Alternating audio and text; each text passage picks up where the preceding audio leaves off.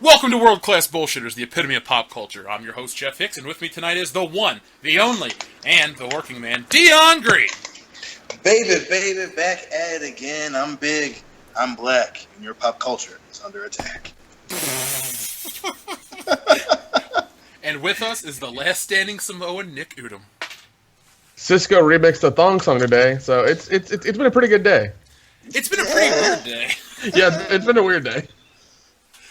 Well, this week was shaping up to be pretty lame, but today made everything better. We got Comic-Con, O.J. Simpson, and the dude from Linkin Park killing himself. But before we get into that, I'd like to take a minute to pray to our Lord and Savior, Jesus Christ, and give a shout out to the listener of the week, Cosman-6. Cosman-6, your comment was amazing. It just said, I love this channel.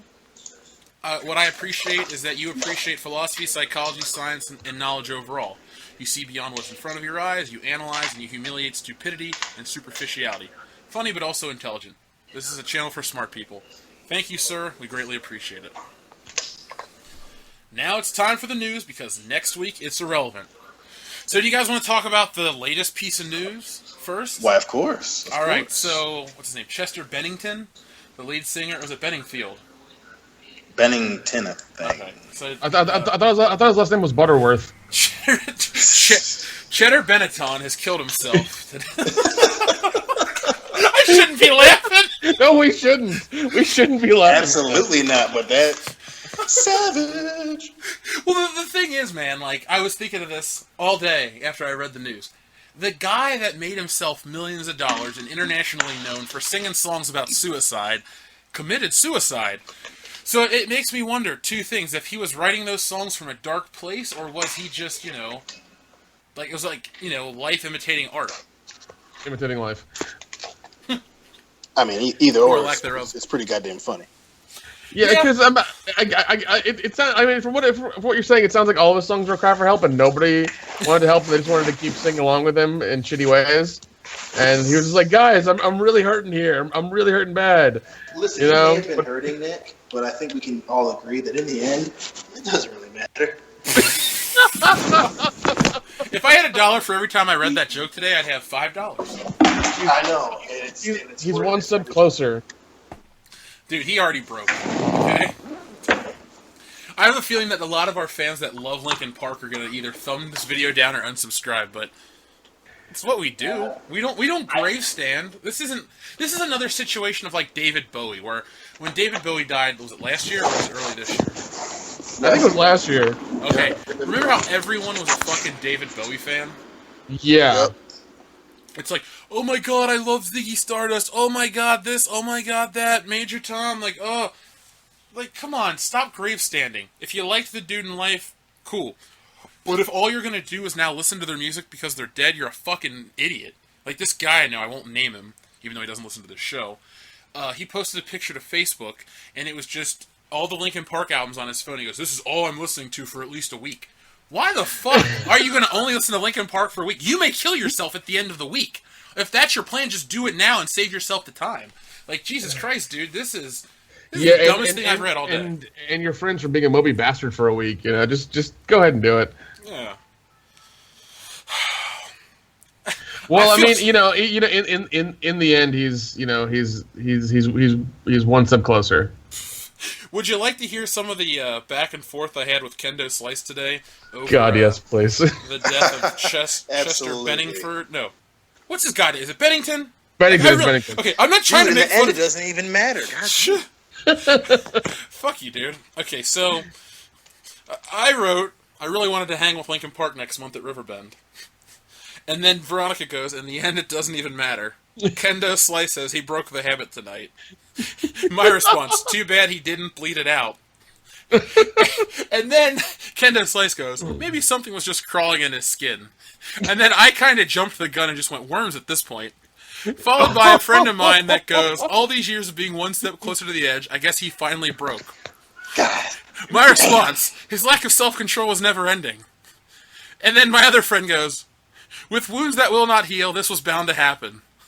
My response, it's because he's so numb. My other friend, fear is how he fell. He confused what is real. My response, Too bad he'll never realize what he's done. Oh my god. Phil's response, he finally broke the habit.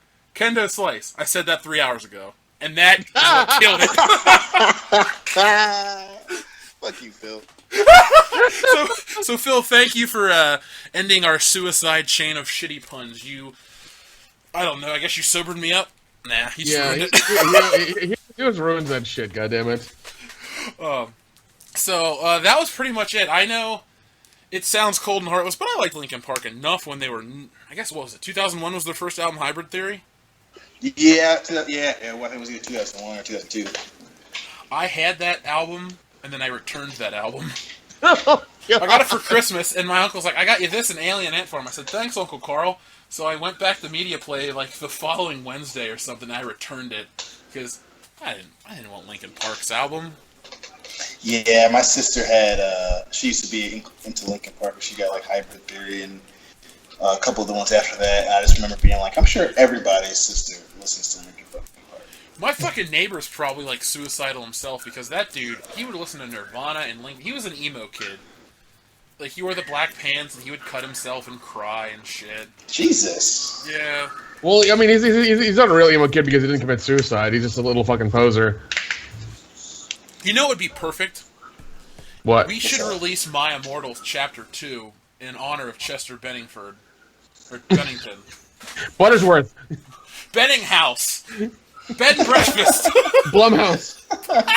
Man, they're not going to make any more movies now. He's dead. God damn it. Well, I still want to see that movie, was it As You Wish or something? No, wait, that's The Princess Bride. Wish Upon, or... Oh, I almost said Wishmaster. Sorry. I had the... What is your wish? That was a fucking gross movie. That's a really good impression. Jesus. I love that movie so much. Well, you didn't know that Dion's actually in the movie. And, Nick, this is your worst nightmare and you're about to die. God. Wait, hold on. Wait, hold on. What is Dion Tony Todd? Hello? Yes. That's the answer to your question. That beard makes him unrecognizable. That chin strap he has? Dude, your new name is Chocolate Amish Dion Grade. When you said that, that was so good. So good. Dude, it was like that time I tried to grow that goatee minus the mustache part in college, and I looked like I was Puerto Rican or something. God.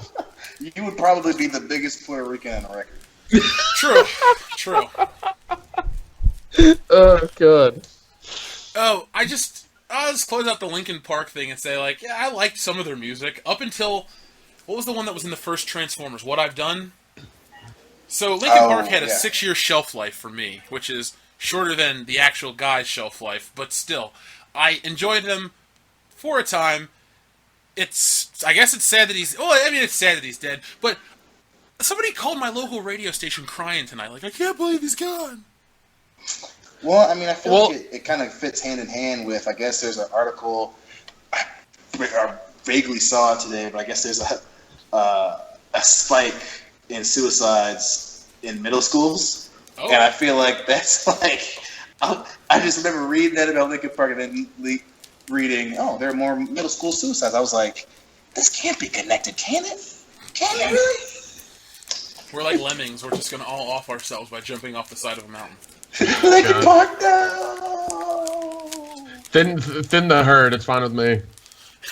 Yeah, natural selection. I mean, yeah.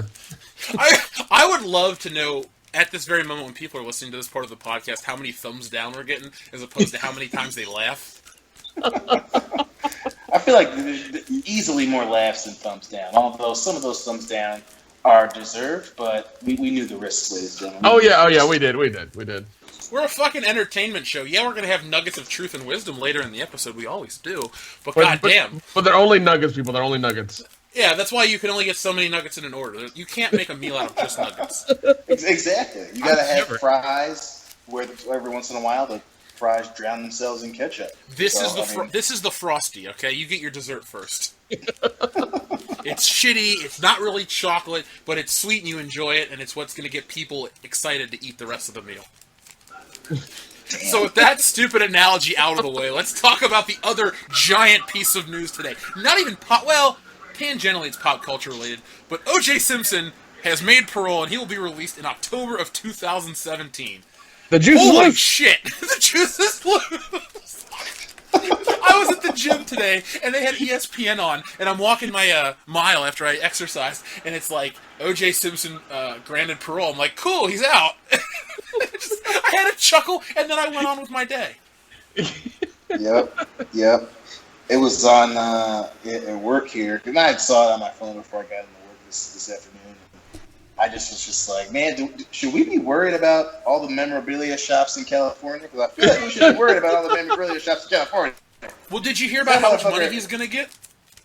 How much money, you said? Yeah, he has a pension in place. Yeah, like $600,000 or something, isn't it? Yeah, it's $25,000 a month. Oh my god! Yeah, he's getting that kind of money for the rest of his life, guaranteed. Yeah, OJ, I know he's got to pay off the parents of his used-to-be ex-wife. Nicole Brown. I can't remember. Yeah, thank you. I can't remember what the settlement was. I want to say it's like $100-something million. I know he's still got to pay on that. But I think they got the rights to his book or something crazy like that. I'd write a new book if I was I'm not an O.J. Simpson fan.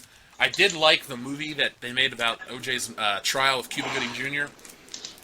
Mm-hmm. But O.J., this is your one chance to stop fucking up, okay? Live a fucking clean life. Get your ass out there. Do good in your community. Or you know what you should do? Take your money, buy a nice house, and don't go outside. Just stay inside. Your kids hate you. Your friends hate you. Robert Kardashian is dead because of you. Don't go out. Just stay home. You killed a Kardashian, motherfucker.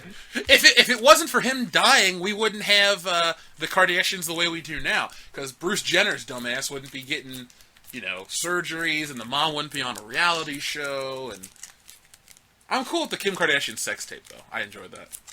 Yes, I think we all did. Yeah. I need you to send me a full copy of that, by the way. That's gonna happen soon. Still waiting for part 2 of that. Oh, yeah! Because there was a fire a couple years ago, and a guy said he had it in his safe. Yeah. Oh, I wonder if she does anal in it. That's a big ass. You want to see it take it. Dude, ever since you heard about that, all you wanted to do was see her butthole. You just wanted to see her butthole. It's the last part of her body that's never been seen.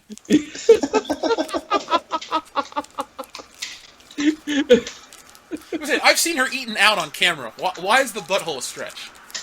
That's very true.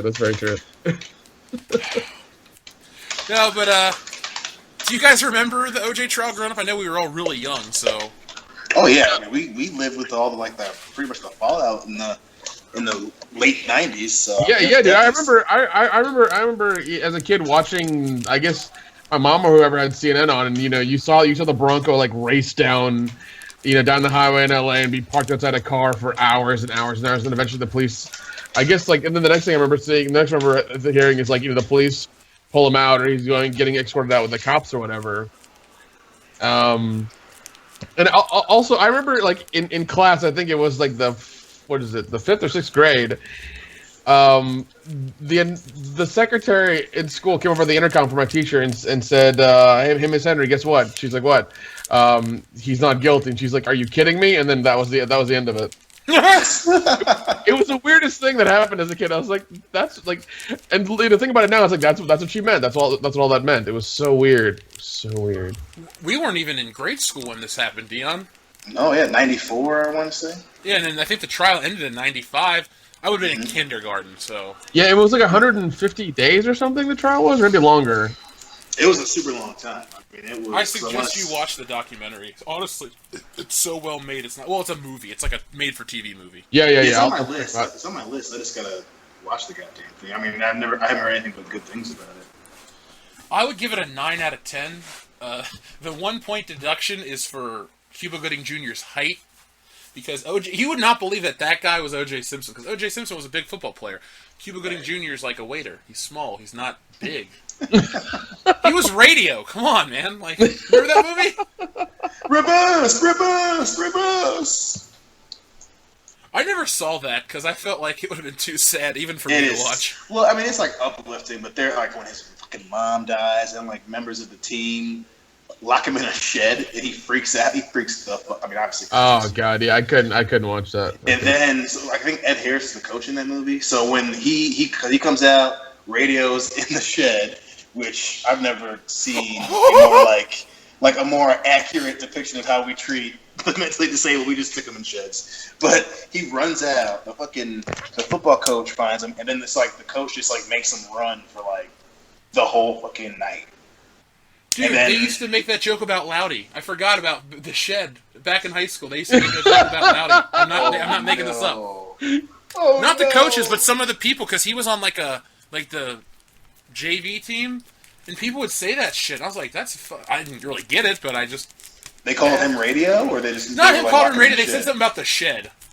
Okay. Nobody ever called him radio, because Loudy's a smart dude, but I'm Right. pretty sure they said something about the kid in the shed.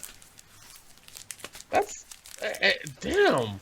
Well, joke's on them. He's about to become a fucking football coach, so they can all kiss his ass. God, that's really damn right. Huh? Yeah. Well, you talk about uplifting stories. There we go. Loudy went from football player to being told to go into the shed to coaching the team. So, good job, Loudy. You went from being the nut job in the shed to the nut job running the shed. Good job. You're my inspiration, Eric Louderback. Eric Louderback, you're my hero. Don't stretch it. Or for the topic of the discussion right now, Eric Louderback, you're my hero. Dion, you did it. You went full retard. I'm going to hell. You never go full retard. This is like the meanest episode we've ever had, and Dustin's not even here. Oh, man. Oh. So, you guys want to talk about something else that's pissing off a lot of people? Why, of course. Yes. There's a female Doctor Who. Oh, whatever. Yeah, man. Who gives a shit? I don't either, but it's funny. I was reading, it was on Sunday they announced it, and I was taking my mom and grandma out, and my grandma's old, so I got to push her around in a wheelchair, which is fine, because she's still with it mentally, so it's not like she's a burden or anything. She's cool. But when I would stop, I couldn't stop reading the fucking Facebook comments, and I found a lot of dudes are like, oh, this is so progressive, and this is what we need, but then a lot of women were just like, this is dumb, the Doctor's always been a man, I don't like this idea. And they're like older women, too, that are pissed off. And you think, it was weird, yeah. It just goes to show that these SJW politics and entertainment backfired because even the fans, women or men, don't like this forced agenda. It's like, we liked it the way it was, don't fuck it up. Like, if they do James Bond like this channel's going nuclear, dude. I'm talking every day, a fucking video where I bitch about the Broccoli family and their legacy. Just gonna have a fucking DEFCON countdown. Yeah, I'm not gonna harm anyone, including myself, because my name's not Chester, but I am gonna fucking go to war with these people. I will yell and I will scream. I will make 1 million videos just to say I got 1 million views on my James Bond rant. I'll do it. Like, this is the worst. It's the worst idea ever. Yeah, I mean, I've heard. I remember hearing like, you know, they want to expand the James Bond universe and go different routes and things. Yeah. But making James Bond a female into what, like Jessica Bond would be weird. Well, I think the big thing was they were going to make him a black dude. And I remember being like, well, that'd be cool. Then I remember talking to Jeffy, like, explain, like, you have to change, like, the whole fucking character to explain this. And I was like, I don't want to have the whole thing re-explained when we just had it re-explained. It's like, just keep him the way that he was. Just have a new dude do it. And make a different character. Yeah, you can have look, if Felix Leiter's black, make a Felix Leiter movie. Jeffrey Wright was an excellent choice. Oh, dude, Jeffrey Wright is so goddamn underrated. Fucking underrated. I love him so much. He's so good. Make a movie about him. Him where the CIA or whatever, like, you know, he gets, or like make the first half about him where he gets, you know, a case that comes across his desk and, you know, he has to deal with the American politics of CIA and SA, and he wants to get James Bond to do it because James Bond, he knows that, you know, he works outside, you know, the rules, and he'll get shit done. So, you know, he tosses it to him. Like a 007 buddy cop film. Oh, no, don't even say that. Don't even fucking say that. That'd be pretty sweet. Yeah, dude, that'd be awesome. Codename Felix and James, and it's just them. And it would be cool because you could do like how you could basically, like you said, talk about American politics and how we handle things and how the British handle things, and then how today's like standards have changed and how espionage is different and the rules that are in place and the lack of rules, and they should go political too, like with, was it North Korea and all this shit. Yeah. Well, I mean, make Donald Trump the president, like really go like for it. Oh go balls deep, yeah, definitely, yeah. And if you want to move, and that's how you make a movie with a black lead have meat. Like Denzel Washington movies aren't about, hey, it's Denzel Washington, a black whatever. Like his movies have meat because the dude can act. Like John Q is pretty good. What was the one, Man on Fire? Dude, that movie kicks ass. Like that character love has that depth. movie. Do something like that for Felix. He's already black. Like Man on Fire. I want to say Man on Fire was a remake that happened. No, I don't think. I think it was. Or was it a book adaptation? I want to say it was based off of like a short story. I can't remember off the top of my head. So I don't think it was. I know it wasn't a remake, but I know it was kind of like based off of some. I want to say a James Patterson short. I can't remember off the top of my head, but yeah. No. Well, there is. Well, no, it's a Spanish movie. I think is what it is. Oh, you know what? You might be right. Hombre del Fuego. or in this case with Denzel Washington, Hombre de Negro. No, it is. Hombre del Negro El Fuego. It is a remake because the movie came out in 1987. Yeah. I'm looking CIA right now. Yeah. John Creasy is hired as a bodyguard for a girl in Italy. Oh, nice. But you know what? The modern one looks bad. Looks like is badass as hell, and I'm gonna keep that in my mind. Well, the original one has Stick from the new Daredevil series, Joe Pesci, Jonathan Pryce, Danny Aiello, and a bunch of Italian people, and Lou Castel. Well, I guess it was a 1980 novel, because it was a 1980 thriller novel by Philip Nicholson, writing as A.J. Cornell. So it was a novel. Wait, Scott Glenn was Creasy? Oh, dude, I may have to watch this. You know, we could always do a commentary for it. Oh, dude. I like the way you think, bro. Speaking of commentaries, listeners, if you're a patron, and by the way, let me just thank the patrons real quick while I'm talking about this, but if you're a patron, you notice that we gave you a commentary on The Mummy from 2017, the film that is still in theaters. So if you would like to hear it, become, I think it's only a $5 patron, and you get access to The Mummy commentary. The movie, I'm not going to tell you about how the movie is. Just become a patron and help support the show and get extra content. This past week, we've given about, 5 hours of unreleased content just to our patrons alone. Yeah. Hell yeah. And also, a quick thank you to Chris Kolba, as always, Justin Beck, and Kendo Slice for being our $25 world-class bullshitter patrons. A very special thank you to Royce Hubbard, Jonathan Showalter, and Murat Yilmaz for being $10. And a very, very special thank you to Nick, who you just are Nick on here. You have changed your tier from $1 to $5 a month. And I believe, was it Royce Hubbard that also changed his as well, from 5 to 10? Guys, thank you so much. Honestly, each buck helps us get to where we're trying to go. First, it's a website, and then it's going to be a lot of other cool stuff. So, at some point, we want to laser on the moon. So just keep sharing all of our stuff, and we'll get there. Clark Kent is Superman. Sorry, that's from an old Superman comic. True, buddy. That's very true. Yeah. And I don't want to forget Crescent Wing. He also is a patron. Above a $1, he deserves something special too. So, Crescent Wing, my friend, I appreciate your support as well. So thanks to all our patrons. If you can help support the channel through Patreon, please do. It's going to go for a good cause. If you can't, go to iTunes, give our videos 5 stars and thumbs up, and comment, because that helps us grow. Yeah, definitely. If you're on any of our social media, Instagram, Facebook, Twitter, shares are worth more than likes. That's what we really need. If you can retweet, share any of our stuff, that gets us to where we want to go and exposes us to new listeners as well. And finally, one special thank you to Drew Hughes, because that guy always sends me stuff through the World Class Bullshitters Facebook page, which you should all be members of because it's a lot of fun. I know Augs for President recently joined the fan club on Facebook, and he is having a grand old time talking to everybody.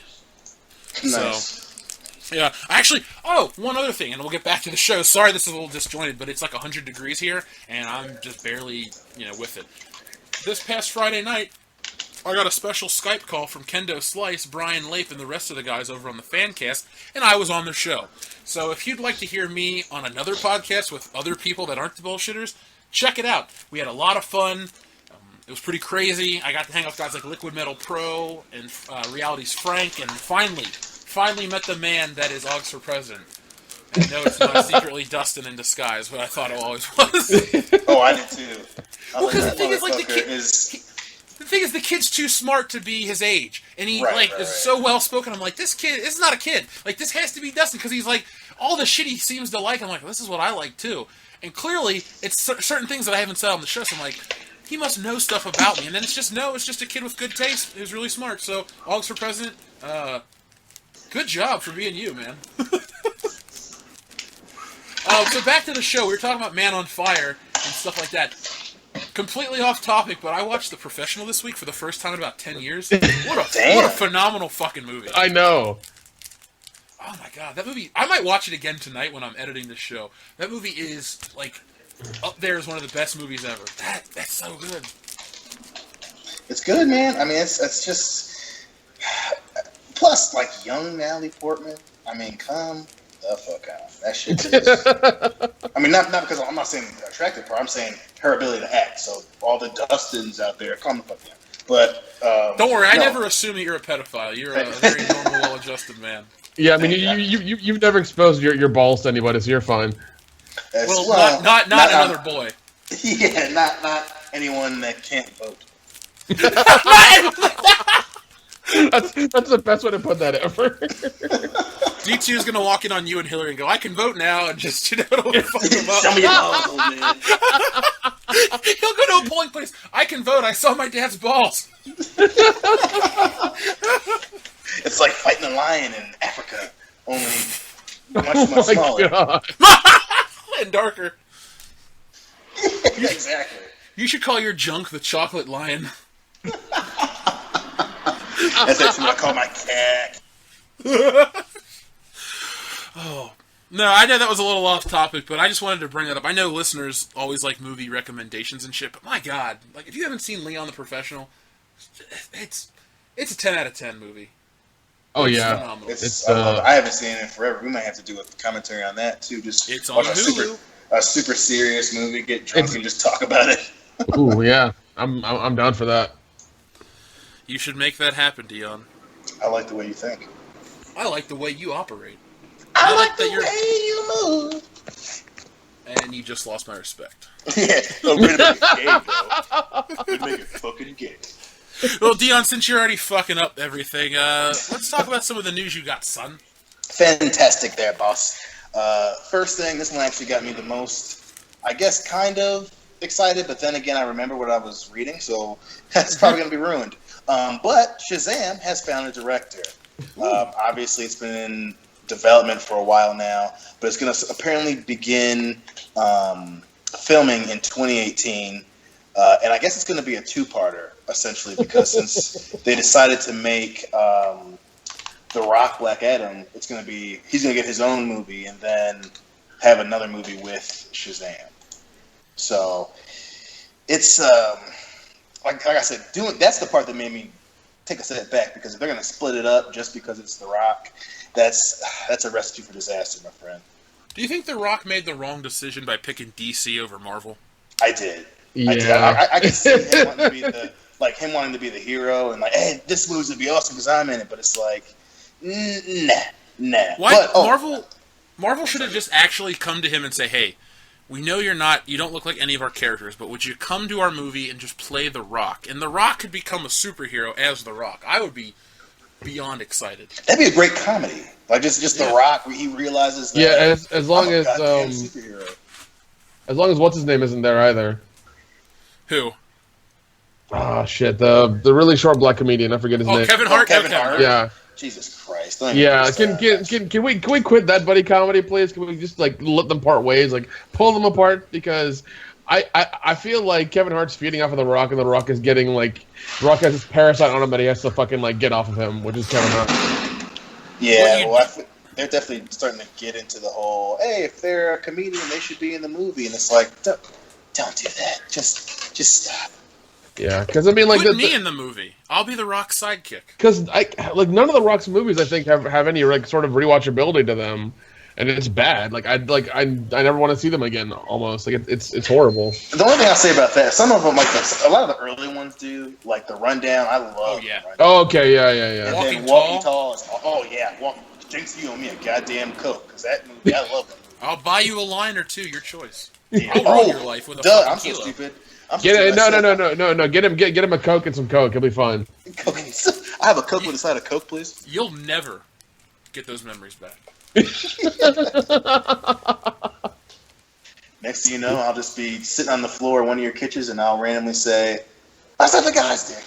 No, you won't. There are limits to you, okay? You ain't going that far with a chocolate lion. Ugh. Well, speaking of fucking shit up, I actually forgot to say the name of the director. It's Oh. David F. Sandberg, the dude that did Annabelle and Lights You Out. could have forgot to say his name because no one knows who the fuck David F. Sandberg is. Okay, so out of those two movies, one is good. Lights Out is good. Annabelle. You didn't like Annabelle? No. That piece of film phantasm that was just Film brilliant. Phantasm. Phantasm. Oh god, there's even a worse fucking series. Jeez. Yeah, it's just, and that's the other thing too. Is I really understand you wanting to give I guess essentially a no-name director a shot, but the dude who did Annabelle, that's who you want to make a Shazam movie with. That's the guy. That's the dude. Well, I mean, even then, if you've seen over the last 10 or 15 years now, you see a lot of these directors who had like really small success. All of a sudden, like the studio's like, all right, you did really well with a small budget movie.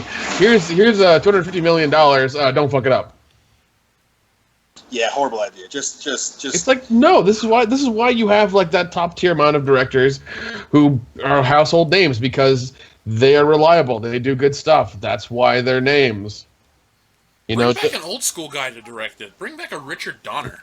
Yeah. Dude, oh my god, that'd be you turn Shazam into a freaking Lethal Weapon movie? That'd be nuts. Or you just make it like Superman should be. Or you know what? Just make it good. That's the obvious choice, Nick. But I was trying to, like, you know, make it more interesting for the audience to be like, hey, I wonder where they're going to go with Richard Donner. Oh, we just want to make it good. Oh, well. You know, that brings up. I gotta ask. That brings up a really good question. And Jeff, you and I have talked about this almost every time we've hung out. Like, you know, I know we talked about how Star Wars should have been essentially a Lethal Weapon movie with Obi-Wan and fucking Anakin. We've talked about that when we fixed the Justice League movies. Just make it a Lethal Weapon or a Die Hard-esque movie. Going off of that, in terms of making movies better. Is that an underrated trope nowadays that would just almost fix every shitty... Like, if you turn Suicide Squad into a Lethal Weapon, Die Hard-esque movie... No. You have to turn Suicide Squad into Warriors. Or, like, Goonies. Like that. The Goonies starring the Suicide Squad? I wouldn't say Goonies, but I'd say... Okay, all right. The Warriors. All right. Let's go. Let's go Warriors. Yeah. Okay, so obviously someone died, just like in the Warriors. So we had, Fox that died in the Warriors, and then it was the Indian dude that died in... Was it Slipknot? Yeah. I was going to make another Linkin Park joke, but I thought I'd put those to bed. So you're saying that joke was crawling underneath your skin? Yeah. The words, they will not heal. It was bleeding out of my brain, out of my asshole. Or better yet, like, what if they turn Suicide Squad into like the Expendables? Like just a straight up blood, squib, explosions, headshot, curse word. I mean, I know we watched Attack on Arkham in Florida, and obviously that one is what I thought they should have done. But what if they turned it into just a balls to the walls action movie? Motherfucking DC would be almost rivaling. I can't speak. Almost at Marvel's throat with some quality action stuff. Because that's like the one thing Marvel doesn't have is gunfire and headshots. No, I mean, Iron Man 3 had a little bit of it, but it wasn't very good. No. It was very meh. No. I mean, in watching that cartoon in Florida, I mean, that's exactly what it should have been, and I loved that so much. And I think they didn't have, they changed one character. It was like the shark guy or whatever. Oh, Killer Croc was a shark guy in Assault on Arkham? Yeah. Yeah. Yep. And I forgot we watched that. yeah, and I mean, like, it was so much better, so much fucking better than Suicide Squad. And if they just followed that formula, that would have been fun. Well, it's all about marketing and the Harley Quinn movie and all that other dumb shit. So we got stuck with one of the worst superhero movies, or excuse me, one of the worst comic book movies ever made. Well, wait until the Harley Quinn movie comes out, then we'll see. You know what? That's not going to happen. I almost guarantee one. Cause the best way to do that would have just made that shit straight to DVD and get it out there fast. Because if you wait 3-4 years to make a fucking Harley Quinn movie, no one's gonna. I mean, you might see it debut at like number 2 at the box office, but that shit ain't gonna be a blockbuster. I said it last week and I'll say it again. Comic book movie fatigue is here, man. Like, you really have until Infinity War to get your shit out there. And once Infinity War hits, essentially it's going to be like the come shot. You've been holding off for 10 years, and then you finally blow your load, and you're just like, I'm fucking done. I can't get hard again for a while. Like, there's just nothing coming after that for a while of substance. Yeah, but very true. I mean, like, how did you guys feel about? Do you think the reason that there was the second weekend drop off for Spider-Man is because of that? No, I mean, I think that was part of it for sure. But I know that I guess it wasn't the biggest drop off for. Where's Dion at? I was walking outside. Sorry. Oh no, I love it. It sounds like you were in a bathroom and now you're in outer space. Oh no, I'm just. Anyway, I'll answer for Dion. Thank you. Nick, I feel like it had to drop, but I'm surprised it dropped that much. Was Planet of the Apes that even that hyped? I mean, I still want to see the fucking movie more than anything else this year, but Spider-Man lost to Planet of the Apes in its second weekend? Yeah. I think Spider-Man from now on is going to be basically the law of diminishing returns. I know people are all excited for Homecoming, but not enough people are excited. It wasn't the game changer that everyone likes to act. Oh, he was in high school and he made jokes, and I liked it because it was like the cartoon I saw. Well, that's good for you people. But I love your mongoloid voice. Like, perfect. It's fucking perfect. I know so many mouth breather people like that sound like that. I'm just like, hey, this is my time to make fun of you folks. Yeah, this is definitely the episode where I go like off the fucking rails with my meanness. That's fine. I think it's all in good fun though. Oh, right on. Yeah, but I mean, I'm thinking about watching Homecoming tomorrow. I'm not sure. You'll at least not hate it. Okay, I feel like I need to watch just to keep up and be on the same level with you guys, just to kind of like just so I know what's going on. Like I'll do it because of that. It's not because I want to go watch it. Watching movies is your fucking job, pussy. Yeah. Listen here, motherfucker. Planet of the Apes yet? What? Have you seen Planet of the Apes yet? No, I'm saving that probably for next week because I'll probably watch it like Monday or Tuesday, just kind of be like, all right, I'm gonna sit down and really pay attention and enjoy this. Dude, when you see it, tell me the day you're gonna go see it, because if I have the time that day, I'll go out and see it, and we'll do a fucking late review for our channel. That's fine. Yeah, I'm down with that. I'm just really pumped to watch this movie. Yeah, and I mean, is this the last one they're doing, or are they gonna keep going with the Planet of the Apes? I hope it just goes into the original, and then it's like, oh, well, you've already seen the rest of the saga, so enjoy. Yeah, because it seems like that's where they're going, but I don't know if that's the plan or not.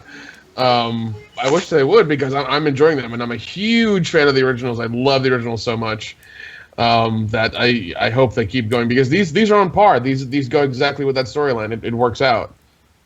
It goes to show you that you can take a recognizable franchise and expand upon it without rebooting it or ruining it like fucking Star Wars, where everything's fucking just glossed over and redone because there's no originality. All the Planet of the Apes movies are successful, they all have critical acclaim, and they're all great. Well, and also, if you notice, their event movies still, with comic movies and Star Wars coming out, they're coming out like every couple of years or every 3 years, because they're taking their time and they're really working on everything. Yeah, they don't feel like a product, unlike Star Wars. Star Wars is a product nowadays. Planet of the Apes seems like a film. Yeah, exactly. That's the difference. I'm really excited for the Batman now, because it's the same guy that's directed the last 2 Planet of the Apes movies. Ooh. Yeah. Matt Reeves. Yep. I mean, if he brings that level of quality and dedication to Batman, we may have another Dark Knight, and that's not even my favorite Batman movie. But Well, you understand what that means. Well, here's the thing. Like, how much is the studio going to fight him for that? That's my question. At this point, do they have the goal to fight him now? Because they've already thrown out Ben Affleck's script. They know they're pretty much on the fucking ropes right now. Outside of Wonder Woman, you have no other hits. At this point, you need to fucking do what you should have been doing from the jump and taking your time and letting the dude who's making your movie make the movie. I mean, if you don't have faith in them, why the hell did you pick them? I don't think that they have any more chips on the table to be pulling bullshit from the studio. Yeah, like that's my worries because with these comic book movies, the studio are the ones that are essentially in control, and the directors are just kind of like, hey, am I allowed to do this? Like they have to raise their hand and ask permission to do stuff. And I know Marvel, like with Marvel, that's gonna end real soon. But DC, you're like what you said, yeah, they have no more room to fuck with anybody. So, well, you were talking about the Shazam movie. What was the guy's name? Steven Novak or some dumb shit like that, David Sandberg. Male Jewish name. I mean, I was close enough with that. I just say that guy. That guy's like John Watts, the guy that just directed the fucking Spider-Man: Homecoming. He's just a body that's going to do the basic duties of on-set necessity, and then basically Kevin Feige or some executive is going to come in and run this movie. That's how the Marvel movies all work. That's why Jon Favreau didn't do Avengers. That's why Joss Whedon left Avengers. There's just so much intervention from the studio. Sometimes it's good, sometimes it's not. And I gotta give it Marvel credit. Like, overall, their studio intervention's good. Star Wars studio intervention, not. No, because it's agenda driven, as we've said, from the jump. It's been always agenda driven. That's one thing everybody that said to me, that's one thing everyone on the fan cast said to me is about the Star Wars review. Like, fucking 2 years later almost, people are still talking about that. Well, and one thing I love is that now recently with part 8 coming out, I'm starting to see a lot more people against part 7. I'm seeing a lot more videos saying, I'm starting to see a lot more videos, a lot more people, a lot more, just everybody saying that part 7 is not that good and it's a copy of part 1 and it has this agenda and everything. So everybody's like kind of waking up and seeing for what it is after they've watched it like 10 times. So do you think they're truly going to wake up though, or do you think they're just going to go like, oh, episode 8's so great, bye? But they'll wake up. It won't be when episode 8 comes out, but it'll be, a couple years from now, and especially when they start shoving the newest trilogy down your throat. It'll be people will rewatch them, and then damn, yeah, this movie doesn't have a lot going for it. These characters don't have any reason for me to care. They give me no reason to follow them. And again, people start cooling off on 7, by the spring of 2017. I mean, it was or 2015. It was like, or 2015, 2017. But it was just like what the hell? Like what? Maybe she didn't really do anything. Wow, it is really similar to episode 4. Well, even Dustin has, if you listen to some of the stuff he hasn't changed his opinion on the film, but there are things where he's not as adamant to defend. It's like, he'll just be like, well, I still love it. Yeah, he'll just sit there and not say anything.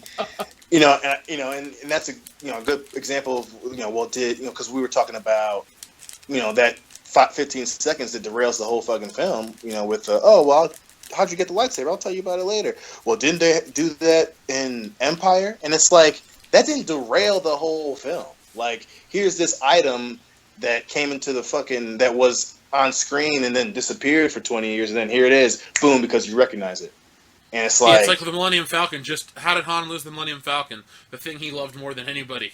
Yep, and then he just gets it back from a bunch of short Asian dudes. Like, they ruined him. Like, for as much as... they made him a mythical character in the first Star Wars trilogy, they neutered him by this one. And I know that when we get to Han Solo... Like, Han Solo, the film next year, is going to be the one where people's eyes open up and go, that wasn't good. Well, it already came out that the studio, saw a bunch of the shoots, and they apparently do not like the dude that they cast as Han Solo. They were very disappointed in him portraying Han Solo. I mean, I read that a couple weeks ago, and I was like, this is what you motherfuckers get. Well, Why don't they just go back and CGI Harrison Ford's face over him? Once again, like they have, it's a this is $1 billion company, but yet they have incompetent motherfuckers working for them who are just going to spend that money and just be like, yeah, this kid kind of has a following. We can pay him shit and and get him out there and he'll do okay. Like, I don't think that Disney's run by incompetent people. What I think it is that Lucasfilm, Kathleen Kennedy's on a fucking ego trip. Okay, she believes that Star Wars is untouchable.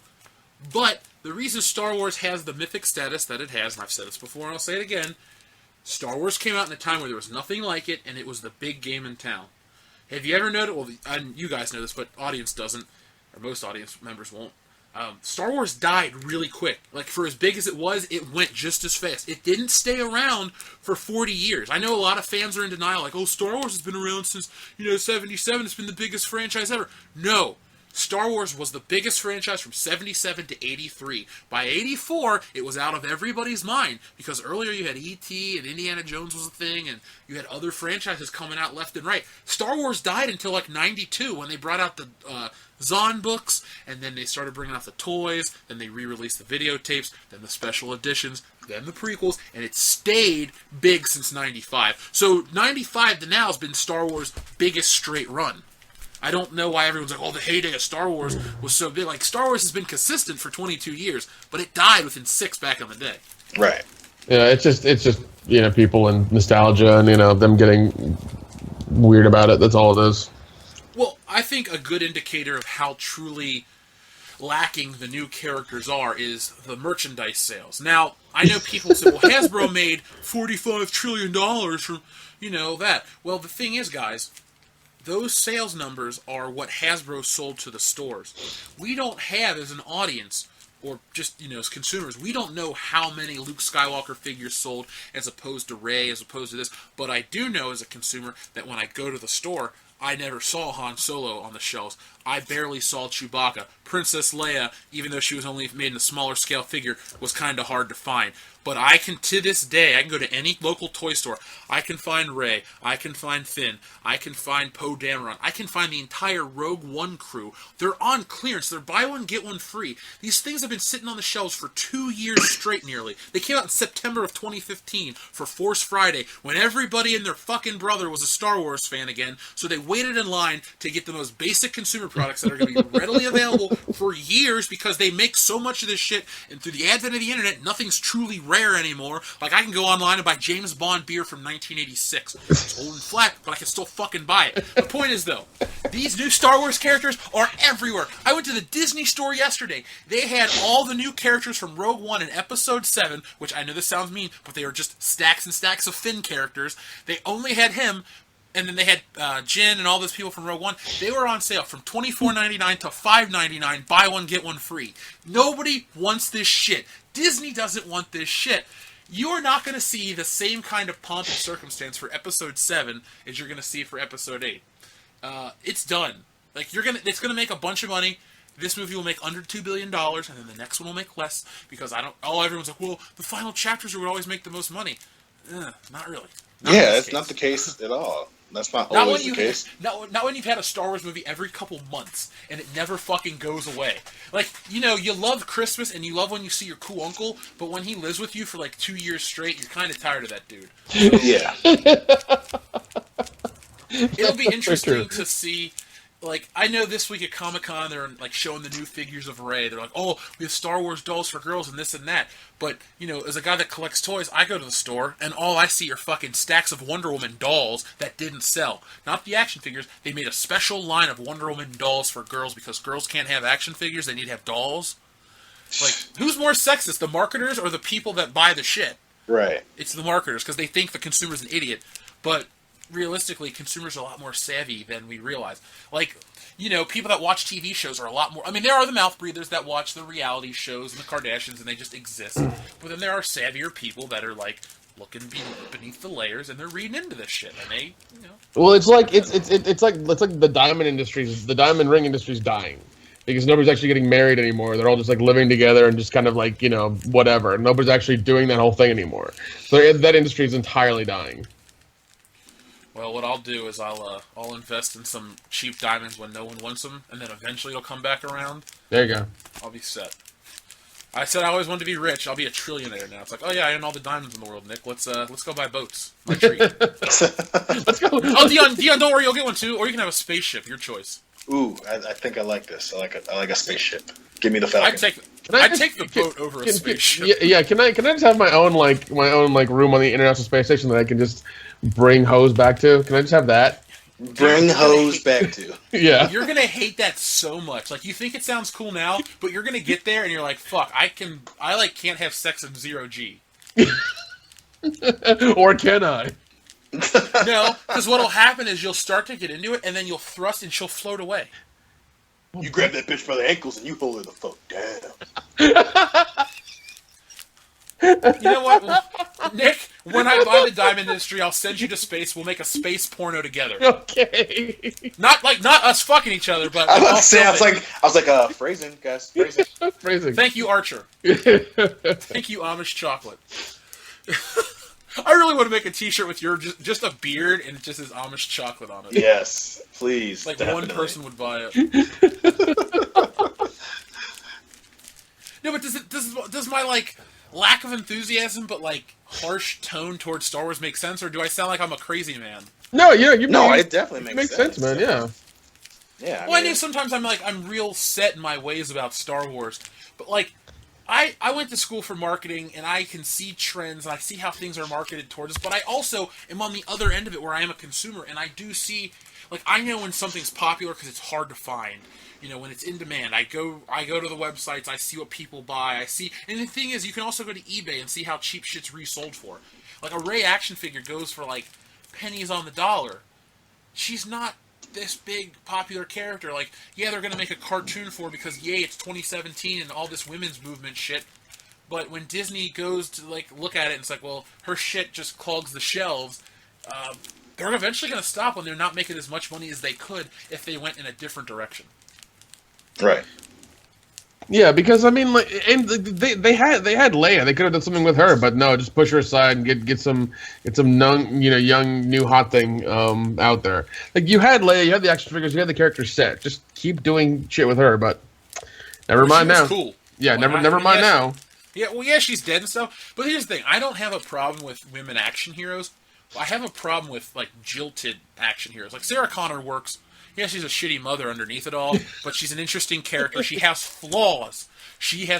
Ripley has flaws. Princess Leia has flaws. Rey does not have flaws. Yeah. She's perfect. Padme had fucking flaws. For as stupid as her performance was in that movie, Natalie Portman was more believable and fleshed out and relatable than Daisy Ridley in The Force Awakens. Well, see, I mean, that's the thing is like humans aren't perfect, and we know that, and that's a part of it's a part of humanity. And when you make a character perfect, they are no longer human. They're above that, and we can't relate to them as well. And it's hard to tell a story like that. When right. when you have like Princess Leia, Ripley, any of those characters, like Sarah Connor, like they have flaws. It's fine. That makes them more relatable to everybody. So there you go. Yeah, I mean, even as like okay, I know Dion hates when I say this, but like when I watch action movies where they're like 100 pounds and they're carrying fucking assault rifles and doing all this shit, I'm just like, I can't get into that.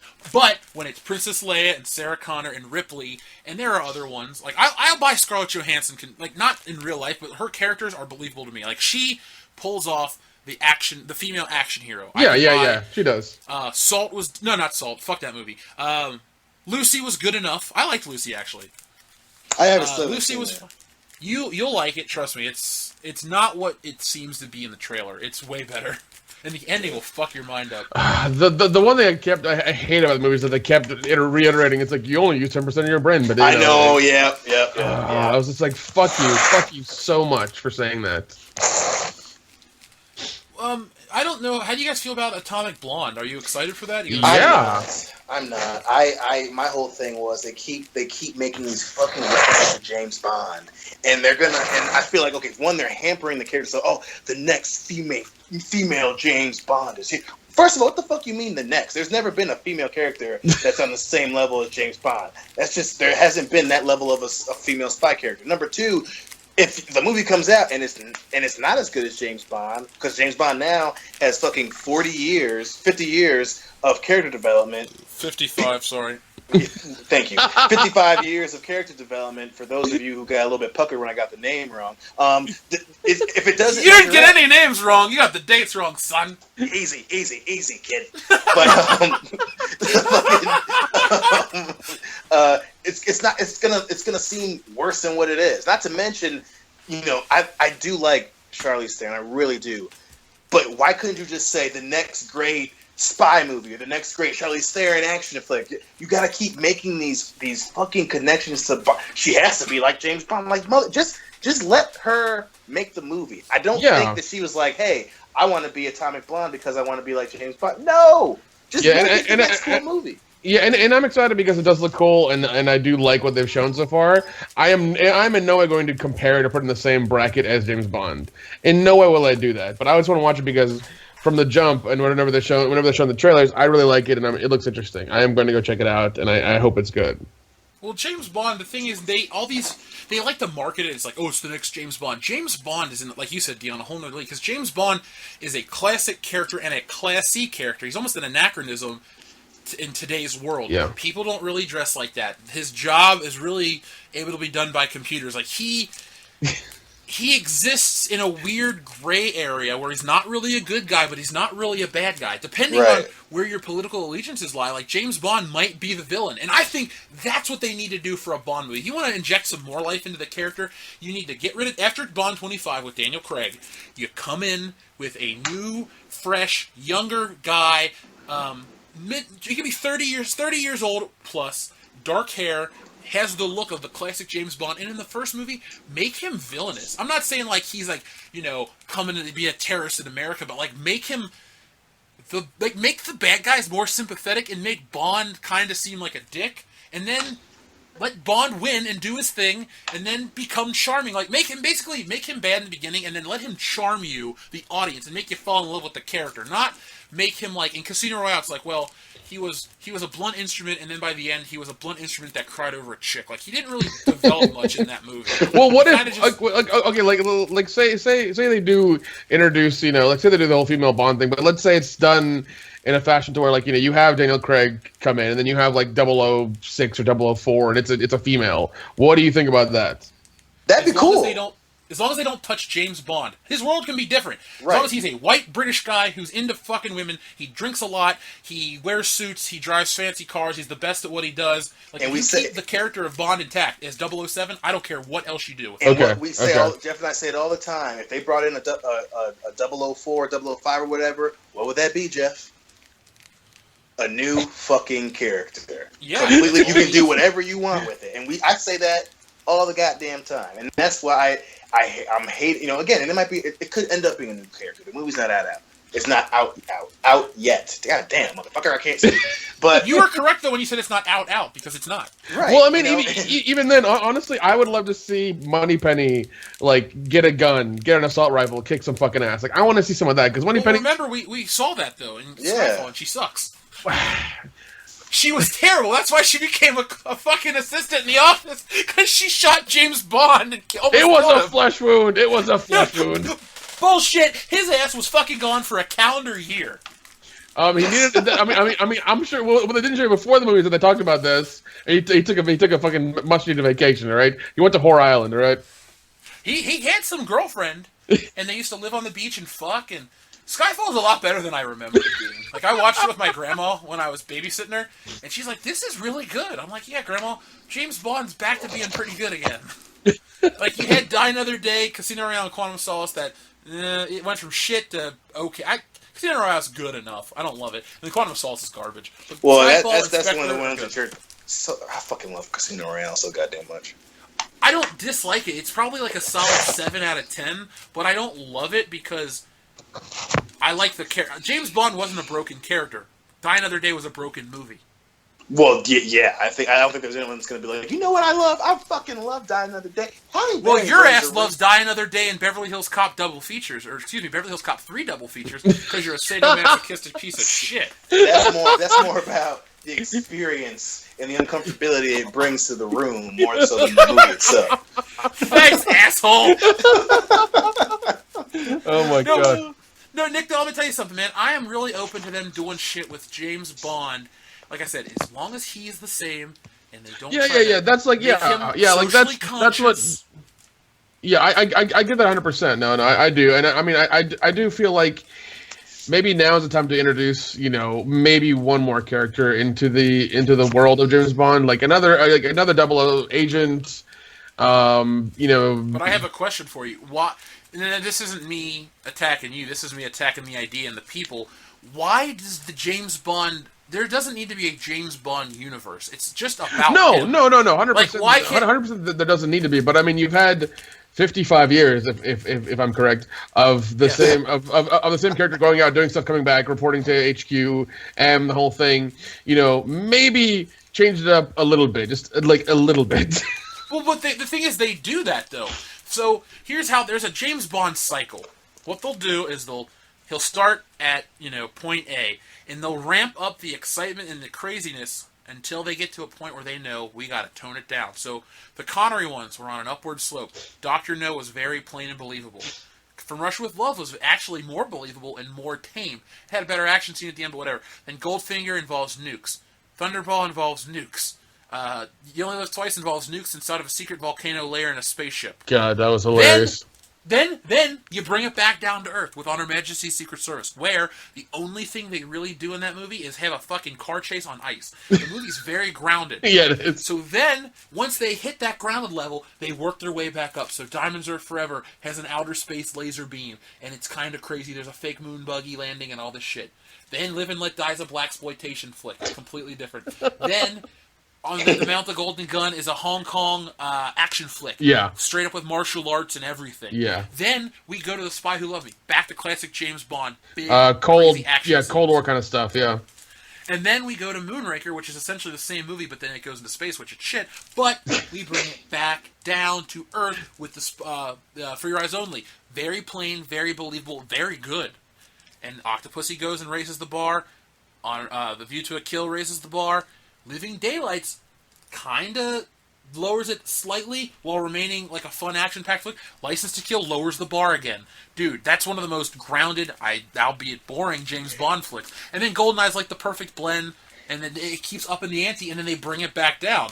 Just do that, and you can... The thing is with Bond is you can have him be the old-school guy in a modern world, have him be adjusted, have the shit work out for him, but make it interesting to see how the world reacts to him. He doesn't need to change. The world around him should change on film.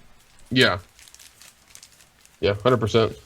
I'm sorry for the James Bond lesson, listeners. It's just... I fucking love James Bond. It's my character. Dion, did you have more news, sir? Oh, shit, yeah, I forgot about that. Yeah. I did. This one is on Chris Nolan, in his opinion, on the Netflix movie model. Obviously, everyone knows Chris Nolan. He did the Dark Knight trilogy. He did Memento. He did Inception. He says he doesn't like how some films on Netflix get both a stream release date and a theater release date. In his opinion, that in of itself hurts the theater business. Because obviously he's a huge fan of theatrical blockbuster releases and IMAX and all the bells and the whistles. But he says Netflix sometimes doing it, sometimes not doing it, sometimes just doing a stream release, sometimes saying they're going to do it and not doing it is hurting the overall business. Now, but the one caveat was that he did like Amazon's model where they will do both, but they'll have a theater screening by itself, and then once the theater screening's done, then they release it for streaming. So I thought that was actually pretty interesting, especially seeing as how he's one of the only guys that are really continuing to spearhead the whole IMAX movie releases. So I thought that was a neat. Well, Nick, you're a filmmaker. How do you feel about this? Well, I mean, first of all, Netflix is like all over the fucking place. Like they're always putting out things, doing dumb shit, and it seems like 1 out of 10 of their stuff they put out is actually decent and good to watch. I mean, the old business models, especially with movies and things, are dying. The theater industry is dying. Yeah, I mean, you see these blockbusters, you see this and that, but that's only because if you look at the ticket price over the last even 10 years, it's gone up quite a bit. Less people are going to the theater, but because it's costing more money, it looks like these movies are making so much. I saw Spider-Man 1 in theaters for $6.25. I saw Spider-Man Homecoming in theaters for $17. Yeah, see, exactly. That's my point. Plus, I mean, now with theaters, you're having this, like, they want to sell you alcohol, they want to sell you food, they want this, that, and the other. It's becoming really expensive, and a lot of people don't want to do it. They're better off pirating the movie, watching it at home, going to Netflix, Amazon Prime, and then like that, and watching it there. That's the thing. The thing. And like once again, Netflix. I'm not a fan of their business model at all. I rarely go there to watch anything these days. I really do. I'm more on Hulu or any of the other apps that I have to watch things on, because their stuff is just, it's so fucking difficult to find anything that's decent to watch. I just end up going to the same shit I've been watching forever. That's not theirs. They put it to where you gotta see it, their shit. Yeah, their shit's always at the top, and it's like, yeah, I've already seen like Stranger Things and 13 cassette tapes or whatever the fuck it's called, Glow and things like that. It's like I've seen this. Oh, stuff. the Suicide Show. Yeah. The Chester Bennington tapes. Oh, I'm sorry, I had one in me. Damn it! Oh my god! Damn! Oh, that's horrible. But yeah, I mean, like I understand him not liking their stuff because they're so sporadic and they never know what the fuck they're doing. I'm pretty sure the CEO is like just high all the fucking time. Like he's like, yeah, we'll do this. Thumbs up instead of stars. We'll do that. That works. But like Amazon is a really good business model because like you'll get like I think a month after the movie's in theaters, you can watch it online for like $30. You can get it online and watch it. What they do with their shows, whenever they want to shows on Amazon, they'll put out the pilots first. And the ones that get the most stars and the most reviews are the ones they actually make. Their business model is more careful and more like it's more strategic. Like they're willing to put money into things people actually care about. As Netflix is like we'll just jizz on everything and hopefully it gets somewhere. But I really do get it. I mean, Nolan's done a lot of good stuff, and I mean he's with it, man. He gets it. I'm with him because I do like the theater going experience. I'm a single guy. Nick, you're single, so realistically, like when Dion goes to a movie, you gotta get somebody to watch D2, and you normally take Hillary. Right. So that's $40 maybe just for tickets. Then you want a beer, and she wants a drink or gummy snacks or some shit, and you're talking like $100 to go to a fucking movie to have the full experience. Yep. That's you can buy a video game, a Blu-ray, and like a box of condoms or something for that same $100, and you would be having a better time because you could watch the movie as many times as you want, play the game, and fuck, and you're out the same amount of money. So it's a hard sell for like families and shit like that, but for like me to go plop down like $12. Or, go to a fucking matinee at 10 in the morning, catch a $7 screening of Dunkirk, and be wowed. Like, you can't get that at home. I don't care how nice your home theater is. It's not a movie theater. No. And yeah, that's the thing as well. Like, I enjoy the theater experience. I love it a lot, especially now being in Atlanta. And, like, this year there's a lot of old movies that have come out that I'm able to watch, like Predator, Fifth Element, Animal House, Blues Brothers. Like, I'm able to see them in theaters, and that to me is important. Like I've seen the old Halloween movie in theaters 3 times, and I love it every time. And I'm glad that I get to see that now. Nowadays, and I missed it. When I was a kid, obviously because I wasn't fucking born yet. So like, I'm glad I get to experience that now. You can stop rubbing it in, okay? I don't mean to. I'm just going on about the theater experience. Like, you'll always be my friend, but right now I want to punch you in the chest. I'm sorry. I didn't get to see Halloween in theaters. I'm so sorry. I live in a big city too. We didn't get Halloween. We got bullshit. We get the Rocky Horror Picture Show every other fucking weekend. We can't get Halloween once. Yeah, I have that too here. Like the theater where to go see Strip Club Massacre at every month they have that. I had to go see that for a project in college. It was weird. I took Joel with me, and Joel had been there many times. Oh god, I remember when I broke my leg. I watched it with my grandmother, and she gave me the weirdest look for the longest time. She's like, "Why do you like this? Why is it men in ladies' underwear?" Like, she gave me the weirdest look. Well, Grandma, I can't explain it now, but I will eventually. You won't. Yeah, I mean it's something that kept coming on during Halloween, so I watched it. Hey, Real quick, I know this is off topic, but did you guys catch the trailer for The Disaster Artist yet? Yeah. I did. It looks Are you phenomenal. excited or? It looks I phenomenal. I think it looks great, but I don't think his voice sounds like Tommy Wiseau.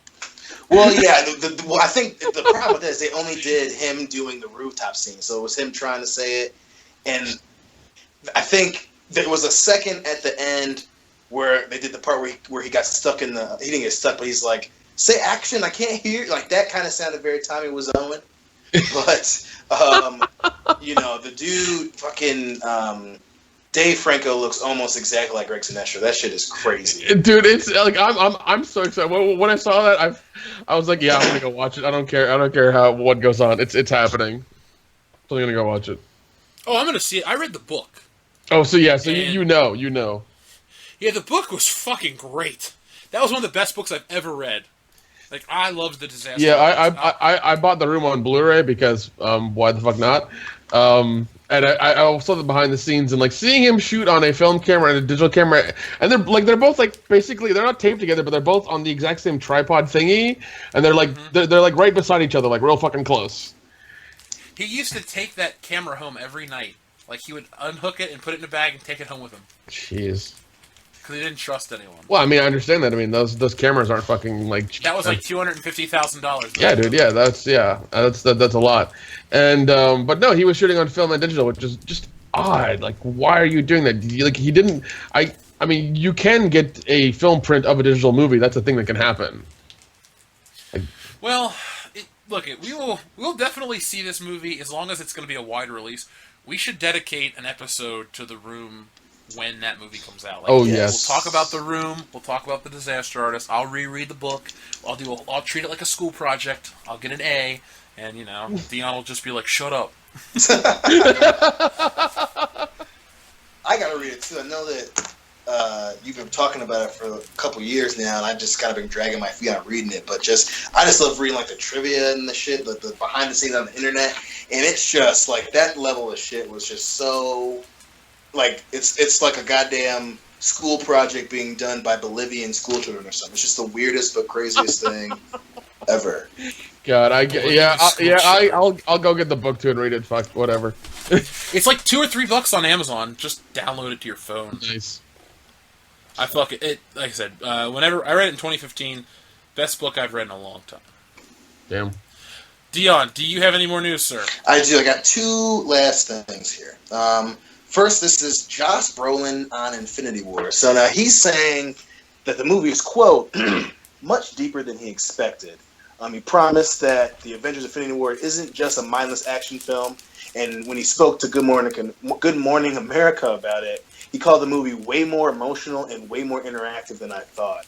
And then he did add at the end, it may not be for kids.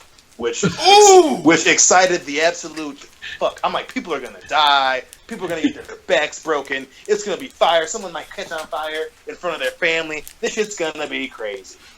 What movie has a scene where a person catches fire in front of their family? Cats and dogs living together. That's hysteria. That's true. That man has no dick.